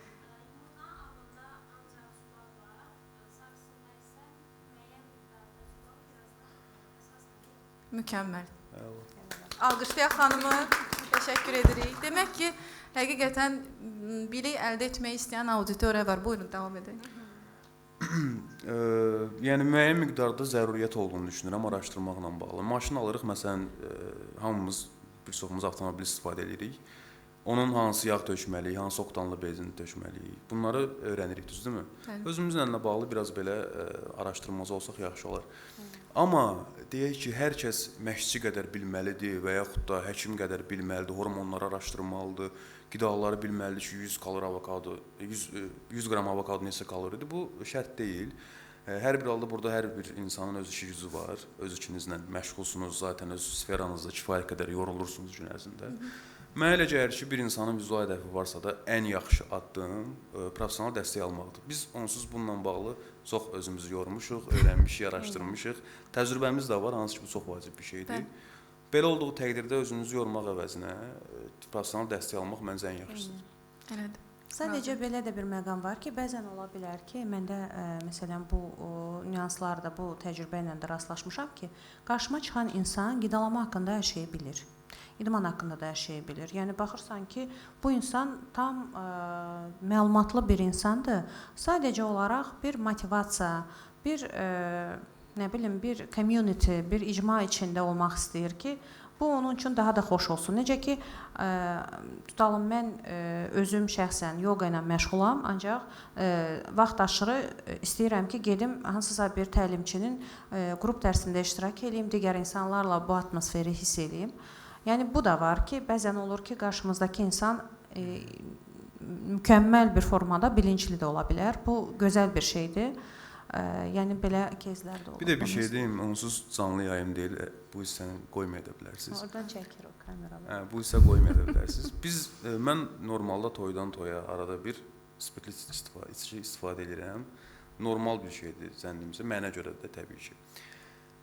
Belə olanda, məsələn, bilirəm ki, spirtli alkoqollu içkilər insan bədəninə toksinlər qatır da. Mən deyirəm ki, bir dənə də antioksidan tərkibli bir yanında bir meyvə olsun ki, bədənimizdə bir balans yaransın və yaxud da çoxlu su içirəm, həmin günün səhərisi və yaxud da həmin günün içindədir ki, bu bir bilgi tələb edir də, əslində qalsa. Bilirsən ki, məsələn, ananas yeməlisən, çiyələk yeməlisən, çoxlu su içməlisən, maye qəbul eləməlisən. Niyə səhər özünü çox pis halsız belə hiss eləməlisən ki, yəni əgər bunları müəyyən qədər bilsən, səhər özünü daha yaxşı günlər hiss eləyə bilərsən. Hər baxımdan mənə elə gəlir ki, zəruri bu Bilməli olduğumuz həyatlar olmalı. Bəli, lazımdır. Bu sən qoymaya bilərsiniz. Məncə çox faydalı məlumat idi. Sosial mediada sağlam həyat tərzi Gülə xanım çox vaxt estetik cəhətdən göstərilir və əlbəttə ki, Fərid bəyin sözünə qüvvət, hamı özünü ideal tərəfdən göstərir və qadınlar özlərini müqayisəyə başlayırlar və əlbəttə ki, ailəli olan xanımlar, uşağı olan xanımlar, işləyən xanımlar özlərini müqayisə edirlər. Sağlam qidalanmanı real həyata necə uyğunlaşdırmaq olar ki, yəni o bizə zərər olmasın, həqiqətən onu həyatımızın bir hissəsinə çevirmək edək yəni. Belə deyək də, sağlam qidalanmanı, sağlam həyat tərzini həyatımızın əsas fokusu eləməməliyik ilk öncə. Məsələn üçün, baxmayaraq ki, mənim də işim idman və sağlam qidalanmadır, mənim gün ərzində obrazım, girdiyim rol təkcə fitness təlimçisi və qidalanma mütəxəssisi deyil. Mən səhər yuxudan ana kimi oyanıram, bir ailənin üzvü kimi oyanıram və mənim qarşımda digər məsuliyyətlər də var ki, nə bilim, uşağı ora aparmalıyam, məktəbə aparmalıyam, bağçaya aparmalıyam, gətirməliyəm, evdə yeməklərin təşkili və s. Yəni, mən də gün ərzində bir çox obrazlara girirəm və məni qoyaq bir kənara. Qadınlarımız hal-hazırda, məsələn, işi ümumiyyətlə bu sfera ilə əlaqəsi olmayan insanlar çoxdur.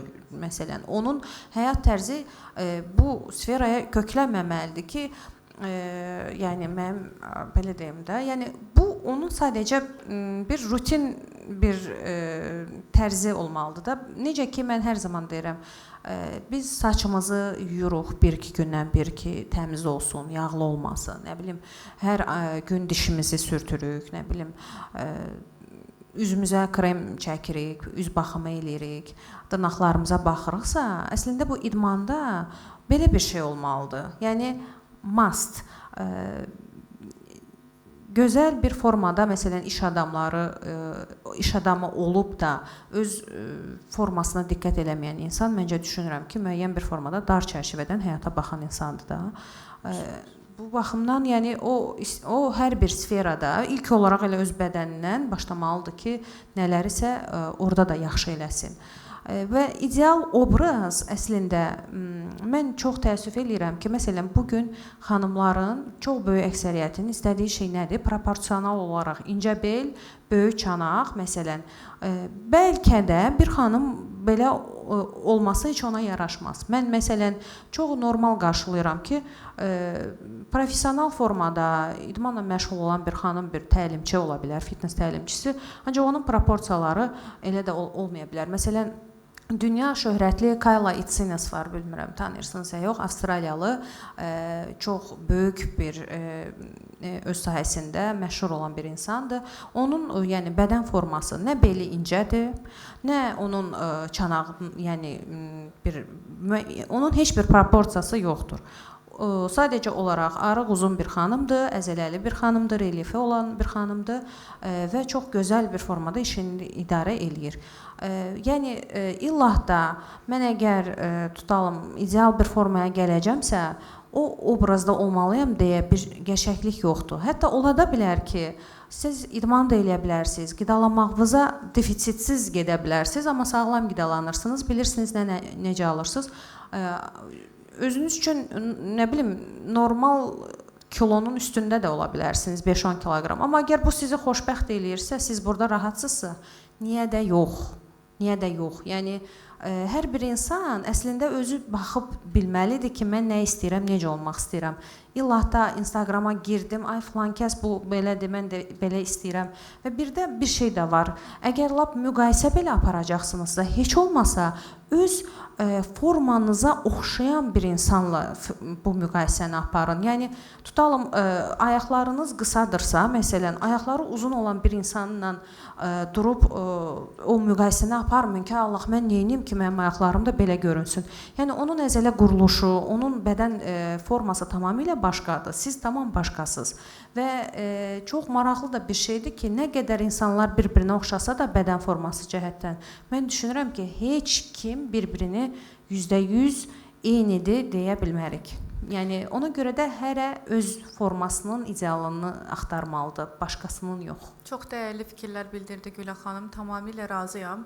Ümumiyyətlə sosial mediada biz nə üçün giririk? Əlbəttə ki, görürük də, yəni ideallığı görürük. Amma müqayisə edəndə belə düşünün ki, bu insan sizin kimi həyat tərzi sürürmü? Ailəlidirmi? Uşağı varmı? Səhər duranda nə işlərlə məşğuldur? Yəni yalnız sizin həyat tərzinizə uyğun insanlarla özünüzü fərqləndirsəz, bəlkə müəyyən bir vərdişlər formalaşdıra bilərsiniz. Həqiqətən sizə uyğun bir qidalanma tərzi, məşq tərzi tapa bilərsiniz. Və indi Fərid bəyə sualım olacaq. Əslində oxşar mövzudur. Sadəcə demək istəyirəm ki, həm Fərid bəyə, həm Gülə xanıma suallarınızı ünvanlaya bilərsiniz. Ən sonda ən maraqlı 3 sualı seçib hədiyyələr verəcəyik sizə. Fərid bəy, ideallıqdan danışdıq və əlbəttə ki, sosial mediada insanlar ideal bədən görüb, düşünürlər ki, bu insan işin mütəxəssisidir. Əgər ideal bədəni varsa, deməli, həqiqətən bu insan nə dediyini bilir, 100% güvənə bilərəm bu insana. Bəzən bu çox təhlükəli hal ola bilir, çünki görüntü hər şey deyil. Nə düşünürsünüz bu barədə? Mən bununla çox razıyam. Məncə, söhbət məşqdən gedirsə əgər, məncə görüntü vacibdir. Çünki o biraz onun kart vizitidir, belə deyək. Mən belə baxıram şəxsən. Amma əsas meyar olmalı deyil bu, təbii ki. Bir insanın hər sferada bu var. Bilgili olması onun o bilgini ötürə biləcəyi anlamına gəlmir. Bəzən bunu ötürməyə bacarmır həmin insan. Bəzən ötürməyə arzusunda olmur. Elə insanlar da var. Çünki elə insan var ki, həm forması yaxşıdır, həm çox bilgilidir. Ancaq onu ötürmək arzusunda deyil də, belə deyək, tənbəldir və yaxud da istəmir insanlar da var. Mən düşünürəm ki, bizim belə bir loro dildə desək, can yandırma mənim üçün həddən artıq vacibdir məşqçi baxımından yanaşdıqda. O varsa da həqiqətən də digər şeylər olur. Bilgili olmaq vacibdir, daha sonra o bildiyi şeylərdə tətbiq eləmək mənə görə vacibdir. Yəni belə qısa cavab verəcək olsam bu, belə düşünürəm. Əslində çox qısa, konkret, gözəl bir cavab idi. Hal-hazırda influencer marketinq sahəsində, sağlamlıq və fitness sahəsində çox güclü təsir var və sağlamlıq mövzusunu reklam edən influencer nəyə diqqət etməlidir ki, izləyiciyə yanlış mesajı verməsin Gülə xanım? İlk olaraq bu çox dərin və yaralı yenə də mövzulardan biridir. Düşünürəm ki, bizim sferamız idman və sağlam qidalanma və müəyyən bir informasiya ötürməklə bağlı olduğuna görə biz burada dürüstlük məncə ilkin, yəni bizim məqsədimiz olmalıdır. Yəni yalançı vədlər, göz boyayan informasiyalardan birmənalı şəkildə məncə uzaq olmalıyıq. Əslində bunu hər kəs eləməlidir. Sadəcə bizim üstümüzə sanki daha çox məsuliyyət düşür bu mövzuda. Yəni məsələn mən düşünürəm ki, bizim bir sahə olaraq mənim öz təcrübəmdə də bu çox olub ki, mənə bir çox yerdən məsələn reklam təklifi gəlib, amma həmin o reklam təklifi mənim kriteriyalarımda keyfiyyətli olmadığı üçün mən bunu rədd eləmişəm. Yəni bu əslində yenə deyirəm, düşünürəm ki, hər bir influencer tərəfindən belə olmalıdır. Ancaq biz bu sferada çox diqqətli olmalıyıq. Çünki bizə baxan insan sadəcə necə deyim, gülmək üçün, sadəcə boş vaxt keçirmək üçün baxmır. Bizdən həm də bir informasiya tələb eləyir, düzgünlük tələb eləyir və bu dürüstlüyü məncə onlara yerində və motivasiya verəcək bir şəkildə qaytarmaq lazımdır. Biz bunu keçən dəfə də danışmışdıq. Məsələn, mən durub desəm ki, bir insana sən formaya düşmək üçün 1 il özünü öldürməlisən, 1 il gecə-gündüz sən nə bilim yuxuva, yeməyivə fikir verməlisən. Mənim bu sözümə neçə insan reaksiya verər, deyər ki, bu düz deyir, mən gedim bu insana qoşulum, 1 il itirim.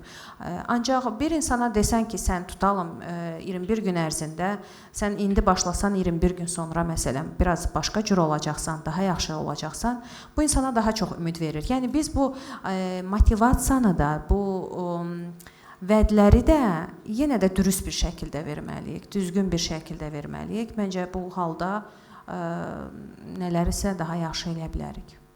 Çox gözəl. Auditoriya başa düşməlidir ki, hal-hazırda əgər hər hansı bir izlədiyiniz video ekspertdir. Məsəl üçün həqiqətən bəyəndiyiniz bir ekspertdir və sizə qısa müddətli vadədə bir məsləhət verir. Deyir ki, bunu eləsən qısa müddətdə 10 kilo gedəcək və yaxud da bunu iç, hər şey yaxşı olacaq həyatında və yaxud da baxırsınız ki, influencer sağlam həyat tərzi haqqında danışır, qidalanma haqqında danışır, məşqlər haqqında danışır, amma reklam etdiyi şey ümumiyyətcə sahəsi ilə əlaqəli olmayan bir şeydir. Bu sizi düşündürməlidir.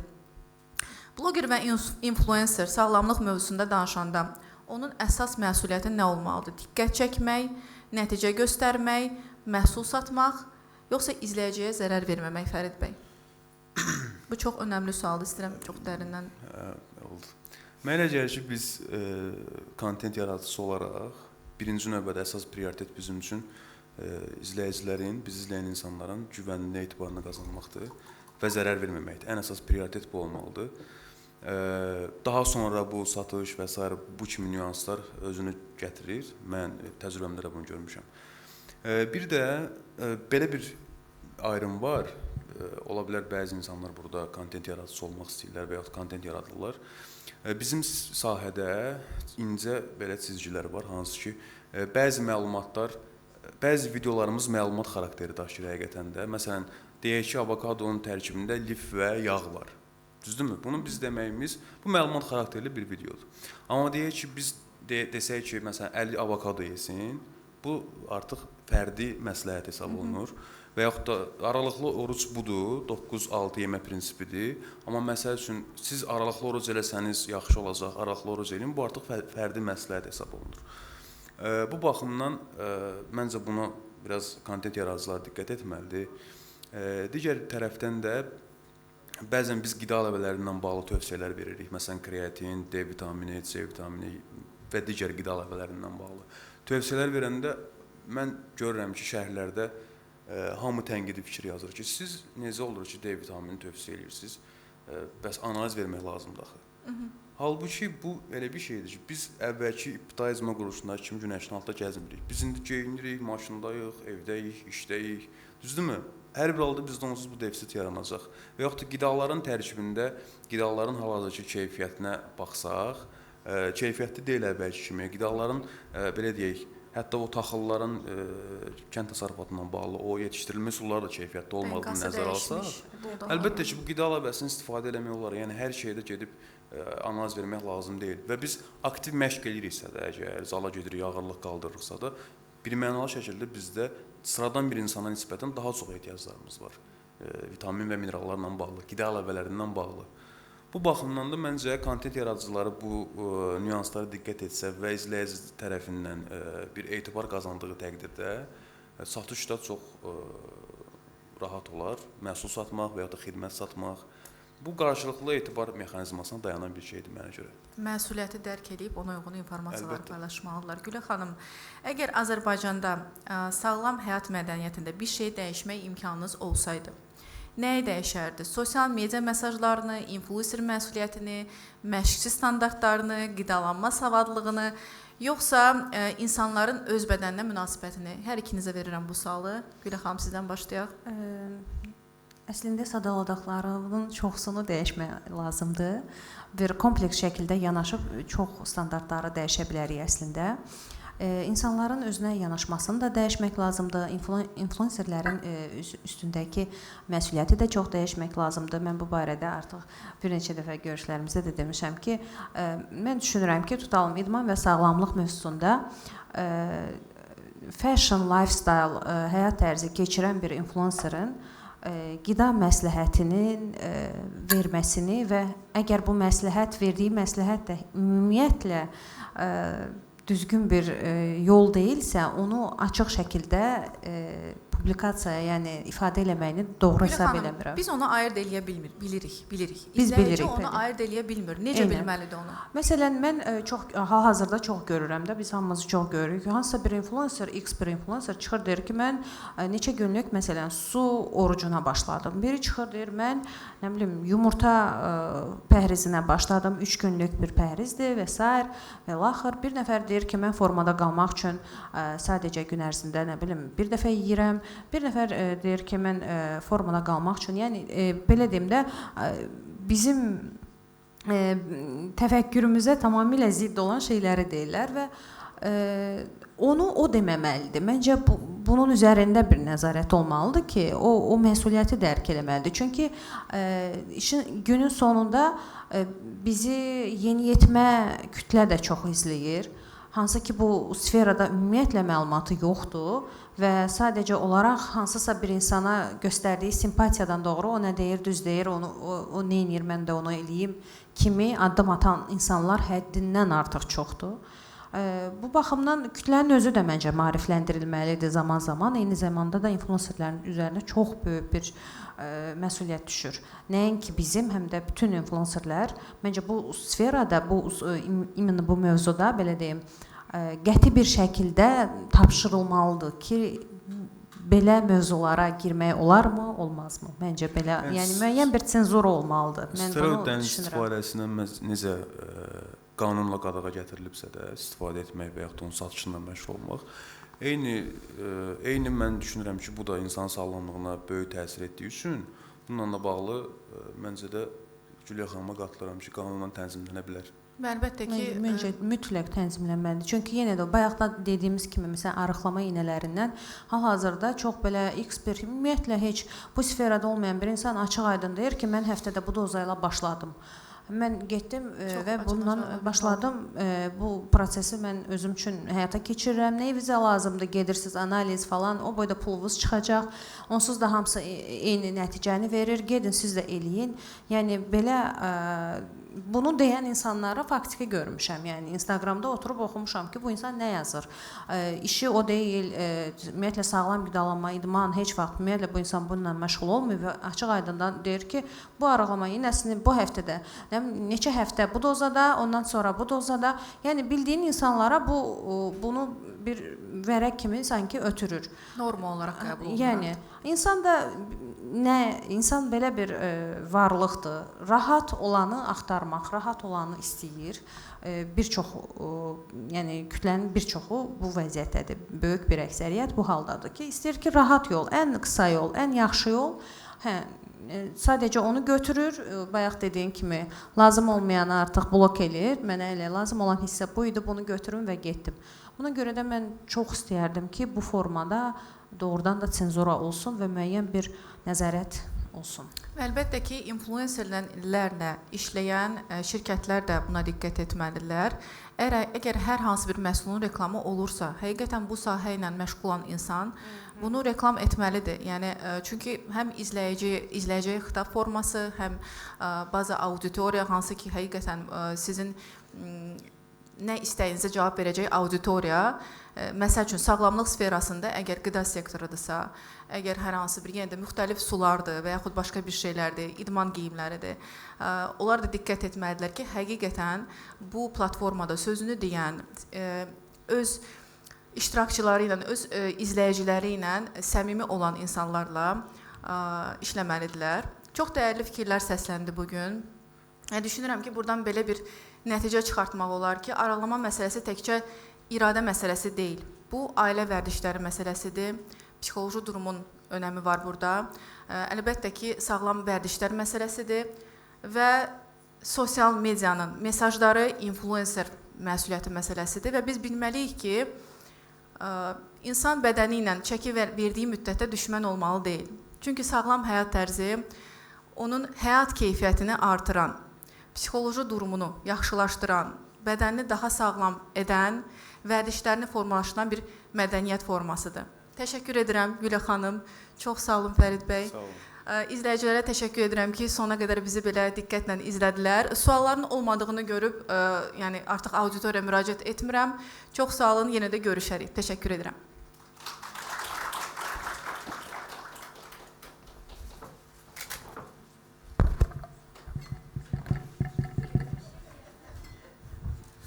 Çox sağ olun. Zəhmət olmasa getməyək, çünki hədiyyələrimiz var. Mən istəyərdim ki, bəli, gözləyək.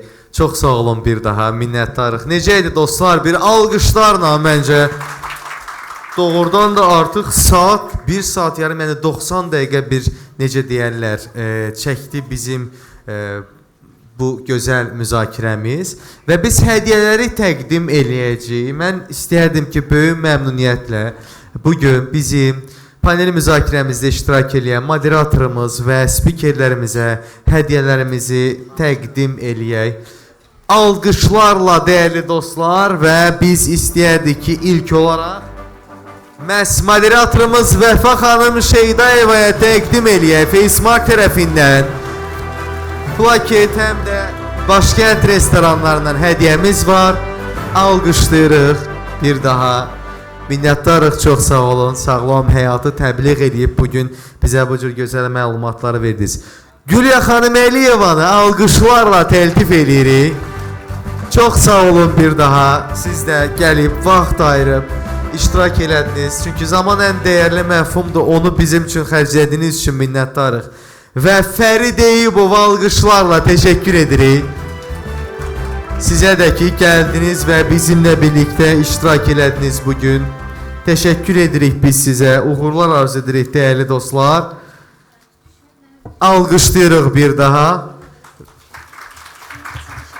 Və indi istəyərdik ki, bir qrup fotosu da çəkdirək. Təbii ki, belə bir gözəl günlərdən həmişə müxtəlif, necə deyərlər, maraqlı xatirələri də saxlamaq lazımdır yadda. Alqışlayaq dəyərli dostlar.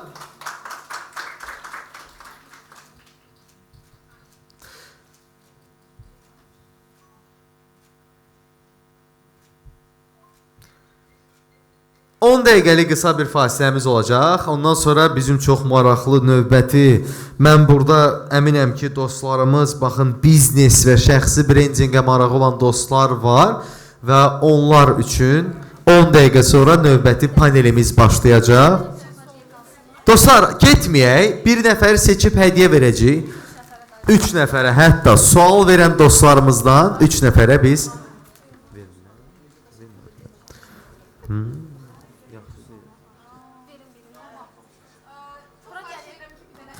dostlar, əyləşək zəhmət olmasa.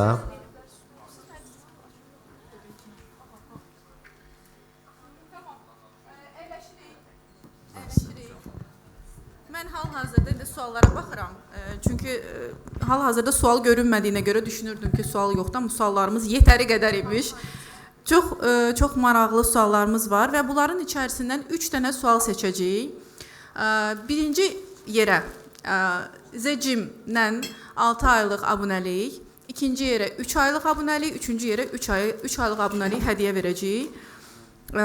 Çox maraqlı. Suallarım şəklindən artıq çox imiş.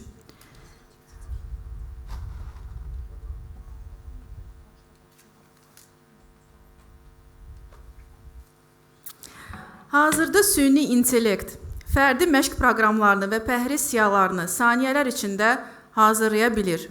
Sizcə, yaxın gələcəkdə süni intellekt idman və sağlamlıq blogerlərinin rolunu əvəz edə bilərmi? Yoxsa insan faktoru və həmişə daha üstün olacaq? Əgər bu sualı süni intellektlə verməyiblərsə... Sualı verən şəxsin adı Tural Yaqubov. Təşəkkür edirik. Çox maraqlı sualdır. Təşəkkürlər. Hər bir halda mən... Məncə bu birinci yerə layiq bir sualdır. Düşünürəm ki, dəvət edə bilərik səhnəyə və hədiyyəmizi təqdim edə bilərik. Tamam.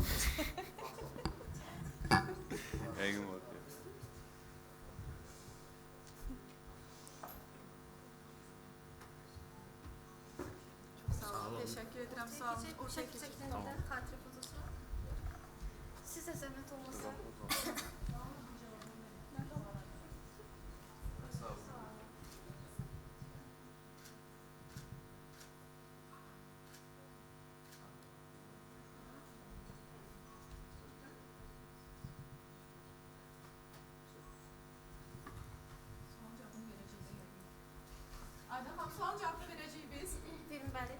Zəhmət olmasa onda spikerlərimdən xahiş edəcəm ki, bu sualın cavabını versinlər. Çünki həqiqətən çox maraqlı bir sualdır. Sonra keçəcəyik ikinci yerimizə. Mən də o vaxta qədər suallara baxım. Çox qısa cavab verəcəm. Mənə elə gəlir ki, diyetologiya baxımından baxdıqda ola bilər ki, bəli, bizi əvəz eləsin. Amma zalda, idman zalında sırf məşqçilik baxımından, o birə-bir iletişim baxımından müqayisə eləsək, gedib zalda ChatGPT ilə məşq eləmək heç doğru olmazdı.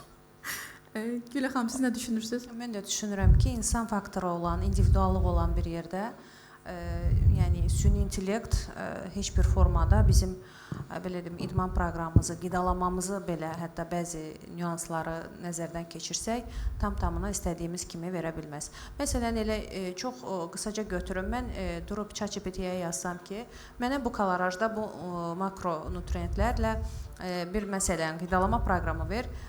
Orada yəni yenə də nəsə bilmirəm, elə bir xoşuma gəlməyən bir detallar mütləq ki olacaqdır və iş əgər idmandan gedirsə, insanın bədəninin spesifik hissələrini necə hiss elətdirmək falan filan, onu məncə artıq süni intellekt əvəz edə bilməz. Mənim həmişə dediyim bir şey var, Google təhsilli məşqçilər, Google təhsilli dietoloqlar və düşünürəm ki, süni intellekt də Google təhsillidir.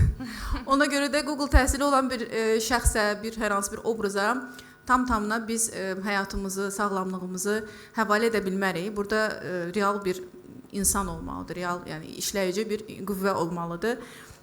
Tamamilə razıyam spikerlərlə. Növbəti sualımıza keçək. Renat Yasinovun sualıdır. Fitness idman növü həm maddiyyət, həm vaxt tələb edir. Hətta bəzən olur ki, uzun müddət idman etsək də istədiyimiz formaya çata bilmirik. Ancaq bir neçə ay fitnesslə məşğul ola bilmədiyimiz zaman bədən çox tez formada güc itirir və görünüşümüz itir. Buna görə fitness idman növünə ən nankör idman növü demək olarmı? Olar. Açıq aydın yəni.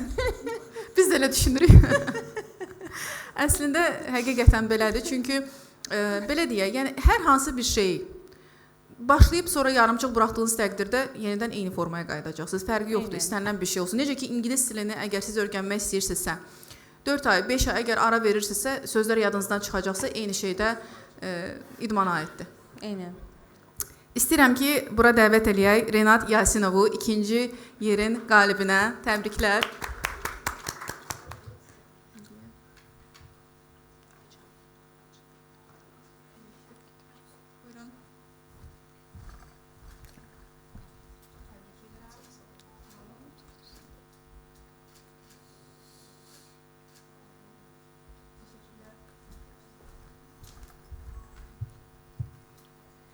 Üçüncü yer.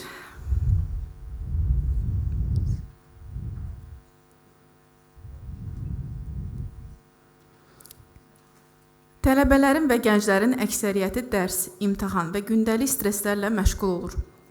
Bu qədər sıx qrafikdə həm fiziki aktivliyi, həm də düzgün qidalanmanı həyat tərzinə çevirmək üçün bəzən çətin olur. Sizcə gənclər idman, qidalanma və təhsil həyatını daha balanslı şəkildə necə idarə edə bilərlər? Sualı verib bizə Samirə Qarayeva. Mən də tələbəlik illərimdə idman eləmişəm. Bu mümkünsüz bir şey deyil təbii ki. Məncə də. Hətta sizin Daha rahatdır məncə. pedaqoji fəaliyyətinizə, təhsilinizə müsbət təsir eləyə bilər. Ola bilər indi xanım sual verib, düzdürmü? Bəli, Samirə xanım. Ola bilər xanımlar biraz daha şey olar üçün həssas, incə biraz belə. Onunla bağlı ola bilər, amma daha əgər məqsəd yönümlü yanaşsaq buna, daha rasional yanaşsaq, emosiyaları kənara qoysaq, biz onu həyatımızın nə olar, yəni 24 saatın 1 saatını ayırmasaq ki, biz idmana deyə düşünürəm belə Mən də qısa. məsələn özümdən çox kiçik bir təcrübə olaraq demək istəyərdim ki, mən idmanla universitet illərindən daimi bir şəkildə disiplin olaraq məşğul olmağa başlamışam və mən həmin illərdə həm tələbə idim, həm də işləyirdim. Yəni mən səhər evdən çıxırdım, bir də axşam evə gəlirdim və buna baxmayaraq mən idman da eləyirdim. Yəni düşünürəm ki, hətta indiki həyat tərzimlə həmin vaxtki həyat tərzimi müqayisə eləsək, həmin vaxtlar mənim məsuliyyətlərim daha az idi. Çünki təkcə özüm idim. İndi isə yəni məsuliyyətini daşımalı olduğum balacalar olduğundan bu daha çətindir. Yəni başlayın. İndi başlayın. Başlayın. Samirə xanım burada əsas balansı soruşub. Mən öz adımdan onu demək istəyirəm ki, Gülə xanımla bir yerdə mən də eyni tələbəlik illərimdən artıq idmana, sağlam həyat tərzinə başlamışam, paralel olaraq da işləmişəm. Ona görə düşünürəm ki, siz sadəcə olaraq sizə uyğun zamana salmalısınız. Uyğun formada, əgər evdə məşq eləmək sizə uyğundursa, evdə edin. Əgər yaxın bir zal varsa, ora gedin. Şərt deyil ki, reklamlarda nə görürsünüz, sırf ora yaxşıdır, mən ora getməliyəm. Xeyr, yanınızda bir park var, parkda kardio edə bilirsiniz. pırılqa götürə bilirsiniz özünüzdən, onu edin. Yəni sizə uyğun olacaq, həqiqətən özünüzü yaxşı hiss edəcəyiniz bir aktivliklə məşğul olun və qidalanmanı da həmçinin. Mən məsəl üçün özümdən bəzən konteyner belə daşıyırdım. Ona ehtiyac yoxdur, amma mənim məqsədim var idi və ona doğru getməyim üçün mənim bir vərdişlər formalaşdırmalıydım. Siz də həmçinin bu formada başlaya bilərsiniz. Samirə xanımı istəyirəm səhnəmizə dəvət edək. 3-cü yerin qalibi.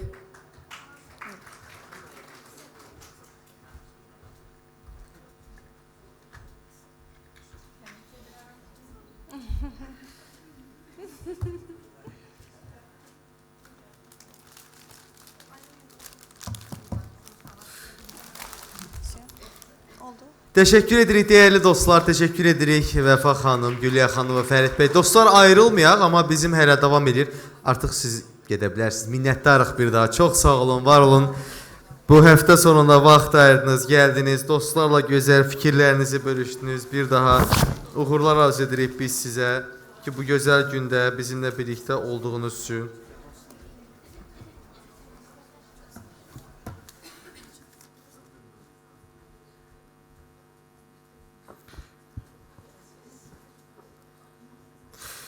Dəyərli dostlar, biz getmirik bir daha vurğuladığımız kimi. Çünki çox maraqlı bir yenidən çıxışımız və eyni zamanda qeyd etdiyimiz kimi həm də panel müzakirəmiz olacaq və təbii ki, bu müzakirələrdə də iştirak edib öz maraq dairələrinizə uyğun məlumatları əldə eləyə bilərsiniz. Və mən istəyərdim ki, indi isə növbəti məruzəçi çıxış üçün dəyərli qonağımızı səhnəyə dəvət edeyim və biz zalı tərk etməyək. Mən bir daha hər kəsdən rica edəcəm, əyləşək. Çünki daha bir çıxışımız var və biz onu dinləmək istəyirik. Böyük məmnuniyyətlə səhnəmizə sağlam həyat tərzi, motivasiya və fiziki inkişaf mövzusuna dəyərli fikirlərini bizimlə bölüşmək üçün səhnəyə fərdi fitness məşqçisi Rızaxan Atamoğlanovu dəvət edirik alqışlarla və Rızaxan bəy bugün bizə öz təcrübələrini bölüşəcək. Çox sağ olun gəldiyiniz üçün. Buyurun, söz sizindir. Mən elə buradan danışaram. Hər birinizi salamlayıram. Sizi burada görməkdən şadam. Mən fitness trener Rızaxan Atamoğlanov. Bugün məndən qabaqki moderator və spikerlərin mövzusunun demək olar ki, davamı haqqında sizinlə danışacağam. Və istəyərdim ki, bizim bu məruzəmiz biraz daha aktiv keçsin və kiminsə nəsə sualı olsa, sualını verə bilər və o ətrafda da biz məruzəmizi davam eləyə bilərik. Deməli, bugünkü əsas mövzularımızdan biri olan fitness, idman və sağlamlıq mövzusudur. Mən bu barədə isə birinci onu demək istəyərdim ki, fitness bizim bədənimizi dəyişir, düzdür. Amma burada bir nüans var, fitness təkcə bədən dəyişikliyi deyil. Bu həm də bir həyat tərzidir. İnsanlar zala yazılırlar, məşqə başlayırlar, bir müddət sonra onlarda bədənlərində müəyyən bir dəyişikliklər baş verir. Lakin bunu həyat tərzinə çevirmədikdə digər alışqanlıqlarımız kimi bizim formaya saldığımız bədən də yavaş-yavaş formasını itirməyə başlayır. Ona görə bizim isə aşılamaq istədiyimiz əsas nüans fitnessi, ümumiyyətlə burada söhbət tək fitnessdən deyil, digər idman növlərinə də aiddir bu. İdman edən zaman bunu həyat tərzi kimi uzun müddətli davam eləməyinizi isə tövsiyə edirik. Deməli, məqsədimiz burada nədir? Məqsəd insanlara sadəcə arıqlamaq deyil, sağlam həyat tərzinə davam etməkləridir. Zala yazılan zaman insanlar bizə bir sıra suallar ünvanlayırlar. O suallardan birincisi biz necə arıqlaya bilərik, hansı müddətdə arıqlaya bilərik və yaxud arıq çəkisi az olan insanlar bizə müraciət edir. Fərqi yoxdur, xanımlar və ya bəylər, biz necə çəki ala bilərik və hansı zamanda bunu əldə edə bilərik. Burada da məncə bu sualı daha ətraflı şəkildə vermək olar. Misal üçün, biz arıqladıq və ya kökəldik. Bunu yaxşı formaya əldə etdik. Bunu hansı müddətdə biz saxlaya bilərik? Çünki yaxşı bir bədən formasına sahib olmaq nə qədər çətin görünsə də bir o qədər çətin deyil.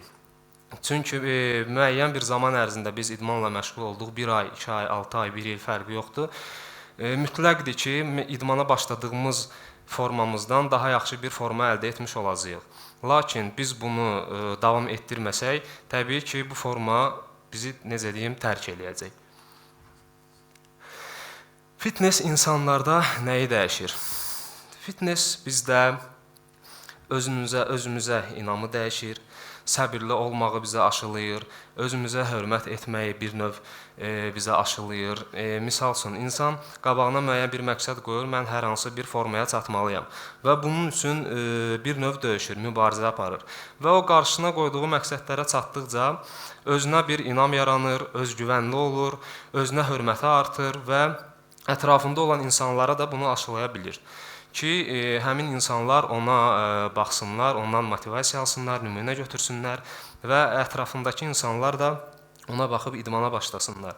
Bundan əlavə fitness, idman bizə nə verir? Fitness bizə sağlamlıq verir, gələcək nəsillərə yaxşı forma ötürməyimiz üçün bizə imkan verir, həyat fəaliyyətimizi yaxşılaşdırmağa bizə kömək edir və bundan əlavə ən böyük nüanslardan biri bizə özgüvən verir, bayaq da vurğuladım. Misal üçün, hər hansı bir insan yaxşı forması yoxdur, artıq çəkisi var və yaxud çəki azlığından əziyyət çəkir. O, müəyyən bir toplum içərisinə çıxdıqda, istər geyindiyi bir forma olsun, istər toplum içərisində ondan yaxşı formada olan bir insanların əhatəsində olanda olsun, o özünü biraz sıxılmış kimi hesab eləyir. Yəni, öz formasını bəyənmir, özünü bəyənmir, hətta düşünür ki, onun geyindiyi geyimlər belə ona yaxşı yaraşmır. Buna görə də qarşısına məqsəd qoyaraq öz formasını dəyişmək istəyən, bunun üzərində özü ilə mübarizə aparan insanlar həmişə bu yolda müəyyən müvəffəqiyyətlər qazanırlar. Bu haqda biz danışdıq. Motivasiya yoxsa intizam? Ən çox verilən suallar və qarşımıza çıxan mövzulardan biri budur. Hal-hazırda sosial şəbəkədə bizim qabağımıza bir çox motivasiya videoları çıxır, bir çox kontent yaradıcıları çıxır ki, onlar motivasiyadan danışırlar, amma burada əsas nüans intizamdır. Motivasiya bir hissdir. Hər hansı bir hissdir ki, misal biz hər hansı bir fitness trenerə ya yaxşı forması olan bir insana görürük, hardasa rastlaşırıq və onun formasına özənirik ki, biz də idmana başlayaq, məşq eləyək. Okey, ilk addımı atdıq, biz zala başladıq. Lakin bu motivasiya, bu hiss həmişə olmur bizdə. Biz bir gün yorğun oluruq, bir gün işimiz çox olur, bir gün keyfimiz olmur. Buna görə də bu hissi bir kənara qoyub, intizamlı şəkildə verdiyimiz qərarın arxasıca getməyə lazımdır. Burada da yenə də burada bildirdiyimiz kimi motivasiya sizi başlada bilər, ilk addım ola bilər, amma intizam sizi nəticəyə aparacaq. Həmişə dediyim sözlərdən biri var, hansı ki, heç vaxt olunmayan məşq ən pis məşqdən belə pisdir. Yəni, siz bugün yorğun ola bilərsiniz, motivasiyanız olmaya bilər, lakin idman zalına gedib çox qısa müddətdə, yarım saat, 20 dəqiqə, 40 dəqiqə ərzində çox zəif bir idman eləsəz belə, həmin gün heç idman etməsəz, bu ondan daha pisdir. Nəinki yarım saat, 40 dəqiqə vaxt ayırıb gedib məşq etmək. Yəni, davamlılıq mükəmməllikdən daha yaxşıdır. Mən bəzi insanları başa düşürəm, onlar sual verəndə ki, niyə idmanla məşğul olmursan, sənin bu qədər artıq çəkin var, ya çəkin bu qədər azdır, bəzi səbəblər gətirirlər. Bu insanların 10%, maksimum 20%-in həqiqətən gətirdikləri səbəblər doğru səbəblərdir. Biz onları başa düşə bilirik. Çünki biz bu sahədəyik, bizim işimiz budur, biz bütün gün zaldayıq, məşq etmək bizə daha rahatdır. Lakin insan var ki, 9-6 iş rejimində işləyir, qaldığı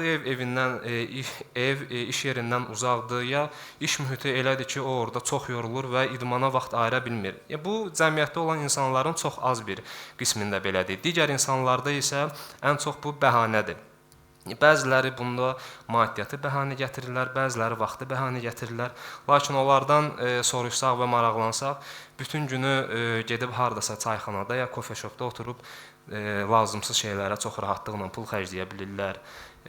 Biri yığışıb damnioya gedirlər, yığışırlar nerdə oynamağa gedirlər. Yəni çox rahatlıqla burada öz səmərəli vaxtlarını səmərəsiz şəkildə istifadə edə bilirlər.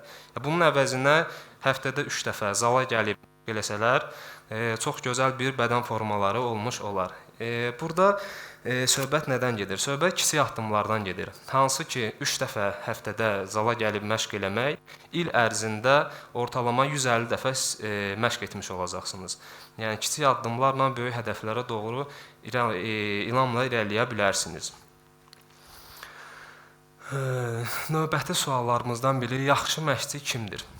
Hal-hazırda yenə insanlarımız daha çox gün ərzində sosial şəbəkədə gördüyü insanlar haqqında öz fikirlərini bildirirlər və fikirləşirlər ki, yaxşı məşqçilər həmişə çox yaxşı forması olan insanlardır. Amma bu yanlış bir fikirdir. Cəmiyyətdə, ətrafımızda, yəni zalda görürük, elə insanlar var ki, məşqçi deyil, amma bir çox məşqçidən çox yaxşı forması var. Yəni uzun müddət məşq eləyib, insan disiplinli məşqinə gəlir. O bir çox məşqçidən yaxşı formadadır. Amma o demək deyil ki, o rahatlıqla məşqçi işləyə bilər. Məşqçilərin məsuliyyətləri əslində çox böyükdür. Burada tək söhbət formadan getmir. Məşqçi anatomiyanı bilməlidir. Məşqçi bilməlidir ki, hər hansı bir hərəkət bir insanın hansı əzələsini, hansı əzələ strukturunu işə salır. Məşqçi fiziologiyanı bilməlidir. Məşqçi məşqdəki təhlükəsizlik qaydalarını bilməlidir.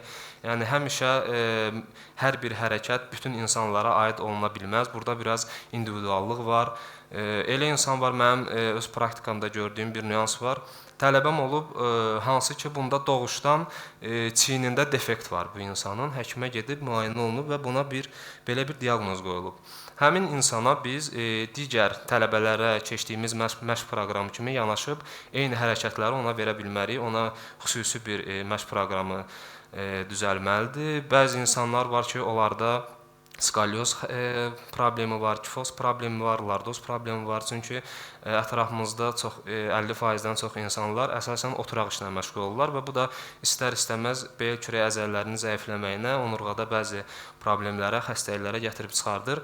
Burada da biz kifoz, lordoz, skalyoz kimi xəstəliklərin, yəni onurğa əyriliklərinin düzəlməyinə, müsbət irəliləməyinə xidmət edən bəzi məşq hərəkətləri var ki, onların proqramlarında biz əsasən bunlardan istifadə etməliyik. Bundan əlavə məşqçilərin bilməli olduğu mövzulardan biri də psixologiya mövzusudur. Yəni məşqçi psixoloq deyil. Bununla hamımız razıyıq, amma psixologiyadan biraz anlamalıdır. Çünki hər bir kəsin məşqə motivasiyası fərqlidir. Hər bir kəs zala gələn zaman müəyyən bir qayğılarla gəlir. Biz gün ərzində bir neçə insanla işləyirik və onların hamısı çox müsbət auradan zala gəlmirlər. Biri yorğun gəlir, biri əsəbi gəlir, birinin başqa qayğıları var. Biz onların hamısına ayrı cür individual yanaşıb, onların məşqdə üzərlərində olan stresi atıb, məşqdə əsəbi, yorğun gəlib, məşqdən daha gözəl motivasiya ilə, pozitiv enerji ilə çıxmaqlarına kömək eləməliyik. Bu da bizim əsas vəzifələrimizdən biridir. Növbəti. Fitnessdə edilən ən böyük səhvlər. Birincisi, daha çox məşq etsəm daha yaxşı olar. Bu birmənalı olaraq belə deyil, bunun cavabı birmənalı olaraq yoxdur.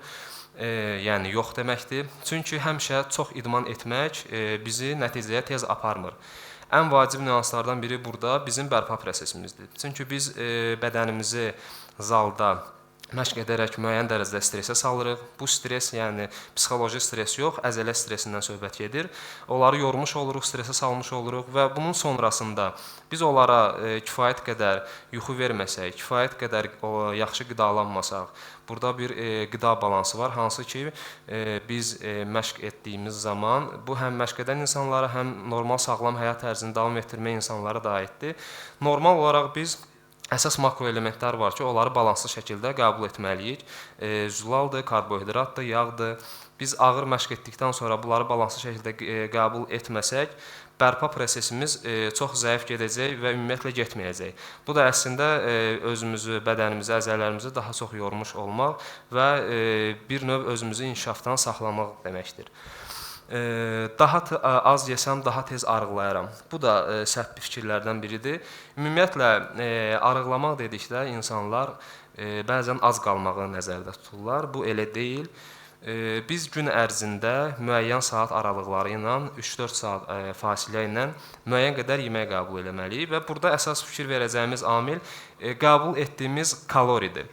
Misal üçün, hər hansı bir insan oturub bir dənə burger yesə, həmin bir burgerdən qəbul etdiyi kalori onun gün ərzində yeyəcəyi, başqa bir insanın yeyəcəyi 2 və ya 3 öğündəki olan kalori qədər bir-birinə bərabərdir. Yəni, sağlam gün ərzində 3 dəfə yemək yemək, yoxsa bir burger yemək. Bundan əlavə, sağlam olmayan qidalar qəbul etdiyimiz zaman bura burgerlər, hər hansı bir digər fast foodlar, şirniyyatlar, şirin qazlı içkilər, spirtli içkilər, bunlar hamısını cəmləşdirib bura aid etmək olar. Onların bizim orqanizmimizdə, bədənimiz tərəfindən həzm olunmağı daha qısa bir müddətdə baş verir. Buna görə bizdə acıma prosesi tez-tez baş verir. Yəni biz hər hansı bir şirniyyatı yedik, qısa müddət ərzində qandakı şəkərimiz bizim qalxdı və bu bizə toxluq hissi verdi. Lakin 1 saatdan sonra, yarım saatdan sonra, bəzən 40 dəqiqədən sonra yenidən bizdə bir azlıq hissi yaranır və biz məcbur yenə də nəsə yemək istəyirik və bu periodik şəkildə davam eləyir. Lakin biz təsəvvür edək ki, günorta vaxtıdır, bizim yemək vaxtımızdır. Normal sağlıqlı bir öğün yedik. Biz burada ət məhsul yedik, düyü yedik, salat yedik. Bunların həzm prosesi isə orqanizm tərəfindən müəyyən saatlar alır. Həzm prosesi də nə qədər uzun çəksə, bizdə azlıq hissi daha gec gəlmiş olacaq və gün ərzində qəbul etdiyimiz kalori miqdarı ona uyğun da aşağı olacaq. Yəni sadə bir düstur var. Qəbul etdiyimiz kalori bizim xərclədiyimiz kaloridən aşağı olmalıdır ki, biz kalori defisiti yaratmış olaq və orqanizm əgər varsa, yağ kütləsi çoxdursa, yaranmış o defisiti lazım olan kalorini həmin artıq yağ kütləsindən istifadə eləsin. Yəni son olaraq bunu deyə bilərik ki, ac qalmaq sağlam arıqlamaq deyil. Növbəti səhv yanaşmalardan biri daha ağır qaldırsam, daha sürətli inkişaf edərəm. Burada da səhv bir yanaşma var. Hər ağır məşq etmək, ağıllı məşq etmək demək deyil. Çünki idmana gələn zaman insanlar, fitnesslə məşğul olan insanlar ilk növbədə formalarını fikirləşməlidirlər, amma bundan da qabaq sağlamlıqlarını fikirləşməlidirlər. Məncə heç kim çox yaxşı bədən formasında olub, belində hər hansı bir problem olsun, ya dizində hər hansı bir problem olsun istəməz. Forması yaxşıdır, lakin bu onda məşqdə elədiyi ağır hərəkətlərdən sonra hər hansı bir hərəkət məhdudiyyəti yaradıb. Yəni məncə heç kim bunu istəməz. Ona görə də ağır yox, ağıllı məşq etmək vacib nüanslardan biridir.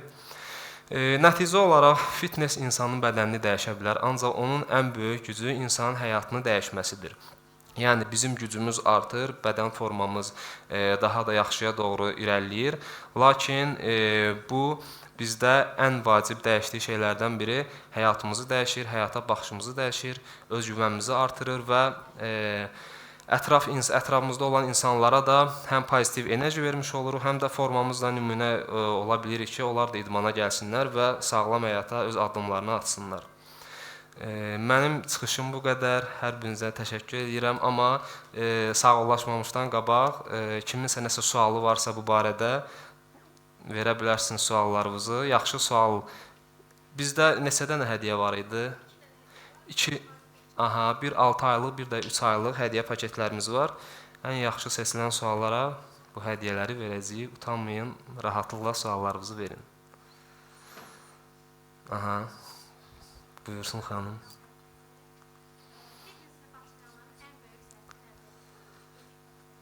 İlk başlayanların yaxşı sualdır. Fitnessə başlayanların ən böyük səhvlərindən biri tələsməkdir, səbirsiz olmaqdır. Çünki onlar hər hansı bir sosial şəbəkədə və ya çöldə rastlaşdıqları bir yaxşı formada olan bir insanı görürlər və ona özənərək məşqə başlayırlar. Lakin onlar həmin insanın o formanı əldə etdiyi müddətə qədər nə qədər əziyyət çəkdiyi və yaxud nə qədər müddətə bu formanı qazandığını bilmirlər. Və bizə tez-tez suallar verirlər. Mən neçə aya müəyyən bir formaya gəlib çıxa bilərəm? Cavabı əslində bunun hər hansı bir trener, hər hansı bir zala yazılan bir qonağa bunun dəqiq cavabını desə, onu aldatmış olur. Çünki elə bir düzgün cavab yoxdur ki, sən 2 ay yaxşı formaya düşəcəksən, 3 ay yaxşı formaya düşəcəksən. Amma belə bir şey var ki, biz idmana başladıq. Hər gün biz geridə qaldığı gündən daha yaxşı formada olmuş oluruq. Biz bu ay idmana başladıq. Gələn ay mütləq ki, stabil şəkildə məşq eləmişiksə, qidalanmamıza, yuxumuza yaxşı baxmışıqsa, mütləqdir ki, keçən aydan yaxşı formada olacağıq və bu irəlilədikcə forma müsbətə doğru dəyişməyə davam eləyəcək. Təşəkkür edirəm. Buyurun.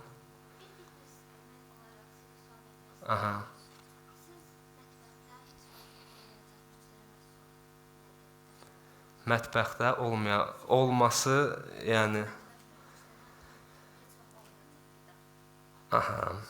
mən marka olaraq demək istəmirəm, amma ümumiləşdirilmiş demək istəyirəm. 1. spirtli içkilər, 2 qazlı şirin içkilər, 3 qızardılmış məhsullar. Yəni bunların üçün konkret mən öz mətbəximdə istifadə eləmərəm və heç kimə də tövsiyə eləmərəm. Təşəkkür edirəm. Buyurun. Buyurun. Təşəkkür edirəm.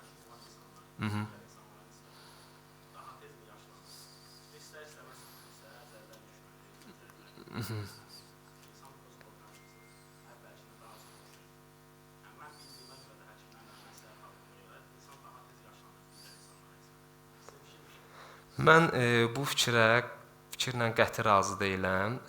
Təəssüflər olsun ki, hal-hazırda Azərbaycanda ya dünyada da əslində bu belədir.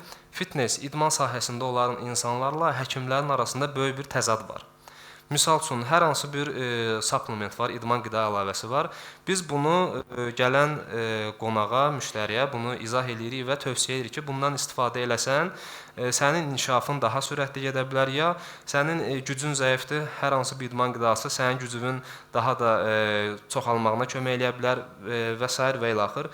Lakin hər hansı bir həkim çıxır, bunun üzərində araşdırma etmədən elə bir cavablar verirlər ki, bu protein ziyandır, kreatin ziyandır, o ziyandır, bu ziyandır və aramızda böyük bir təzad yaranır. Lakin onlar araşdırma eləsələr, dərinlinə geçsələr bu idman qidalarının hansı ki biz tövsiyə edirik və zallarda da bunların satışı qadağan deyil.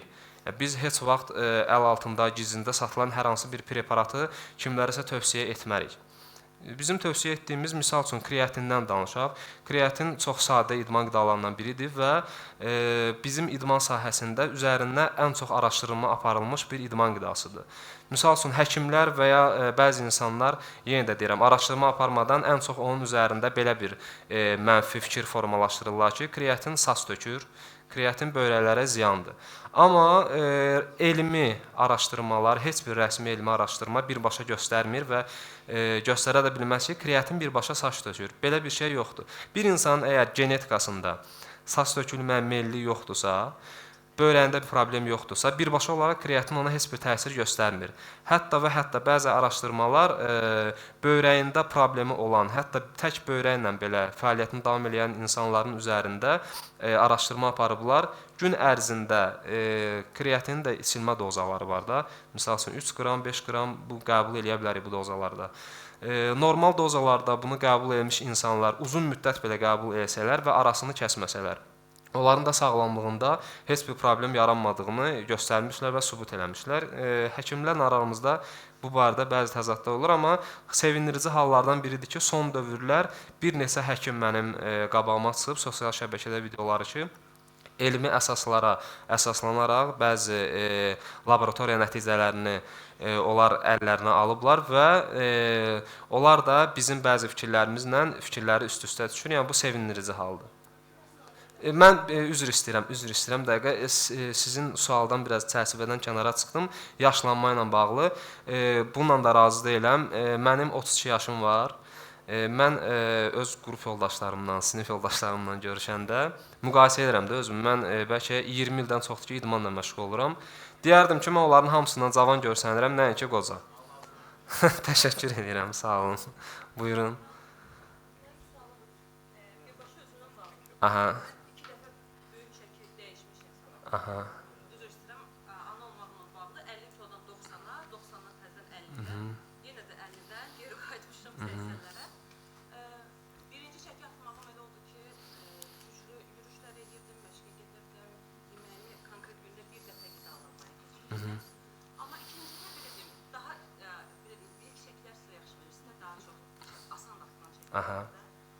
Mən ikinci periodda gedəndə, trener yanına, mənə o qədər yüklədi ki, hədsiz. Mənim fitnessa olan marağım, həvəsim, yapmış bir insan olaraq məndə, yəni bu periodu keçmiş insan olaraq, bu məndə o qədər belə şey yaratdı ki, necə deyim, bir motivasiya yaratdı, həvəslər saldı məni. Odur, budur, mən fitnessdən bir-birimiz koymuşam. İlk gündə, yəni 15-15 aralıqlı hərəkətlər, ayağı, hər şeydə, yəni o qədər mən yüklədi ki, bir-birimizlə həvəsdən düşmüşəm. Biz mən fitnessa getmədim. İndi açığı öz işimlə əlaqədar çox gedə bilmirəm. Fitnessa getmədən, düzə Mən gündə bir dəfə qidalanmanı sağlam qidalanma saymıram. Əslində mövzunun Bir dəfə normal yəni qidalanma. Mənim həyatımda 20 ildir çörək yoxdur. Anlatı yoxdur təəssüf ki. Yəni ona baxmayaraq, yəni orqanizm olaraq, genetik olaraq, yəni kökəlməyə meyillidir. Amma gündə bir dəfə qidalandığım zaman səhərlər ancaq belə zavtraq götürür və axşamdakı atışdırmalıq amma yenə də sağlam sayıla bilər. Amma konkret yemək olaraq, öğün olaraq bir öğündən. O yəni onunla mən effekt görürəm də, yəni belə deyim. Bunu davam eləməyim sizcə məsləhətdir? belə bir sual verim. Gün ərzində aktivliyiniz nə qədərdir? Bu qədər yediyiniz aktivlik sıfırdır. İşim də elədir ki, oturan bir vəziyyətdədir, yəni qarajdan gəlib qarajdan çıxır. Başa düşdüm. Mən sizə tövsiyə eləyərdim ki, yeməyinizi azaltmayın. Ən azı gün ərzində 2 dəfə qidalanın və gündəlik aktivliyinizi artırın. Mütləq şəkildə bunu eləmək lazımdır. Bayaq dedim, çox sadə bir düstur var. Qəbul etdiyimiz kalori, misal üçün 1000 kaloridirsə, gün ərzində qəbul etdiyimiz kalori. Biz əgər çəki atmaq istəyiriksə, defisit yaratmalıyıq. Yəni 1500, 1200, 1200 ən azı xərcləməliyik ki, arada yaranmış o defisit orqanizm özü artıq yağ faizindən istifadə eləsin. Yəni yeməyinizi azaltmaq əvəzinə aktivliyinizi artırın, mütləq şəkildə yeməyinizi azaltmayın. Başqa heç cür. Təşəkkür eləyirəm. Bizə bildirdilər ki, yekunlaşmalıyıq. Son sualı alaq yoxsa yekunlaşaq? Çox üzr istəyirəm. Vaxtımız bitdi. Təşəkkür edirik. Minnətdarıq. Alqışlayaq dostlar. Çox dolğun, lazımlı informasiyanı bizə çatdırdı Rızaxan bəy. Minnətdarıq. Və istəyərdik ki, Rızaxan bəyə hədiyyəmizi də təqdim eləyək. Aha, hətta yaxşı sual verənlər kim idi? Qardaş, zəhmət olmasa gələrdiniz, qardaş, biz sizə hədiyyəni təqdim eləyək. Alqışlayaq dostumuzu.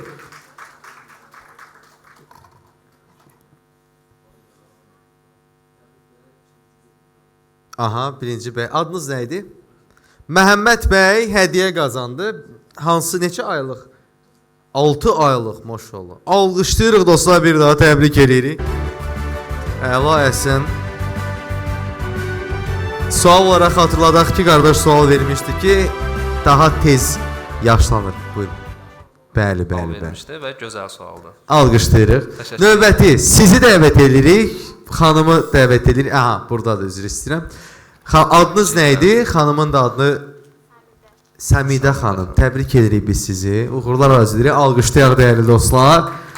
Təbrik edirik.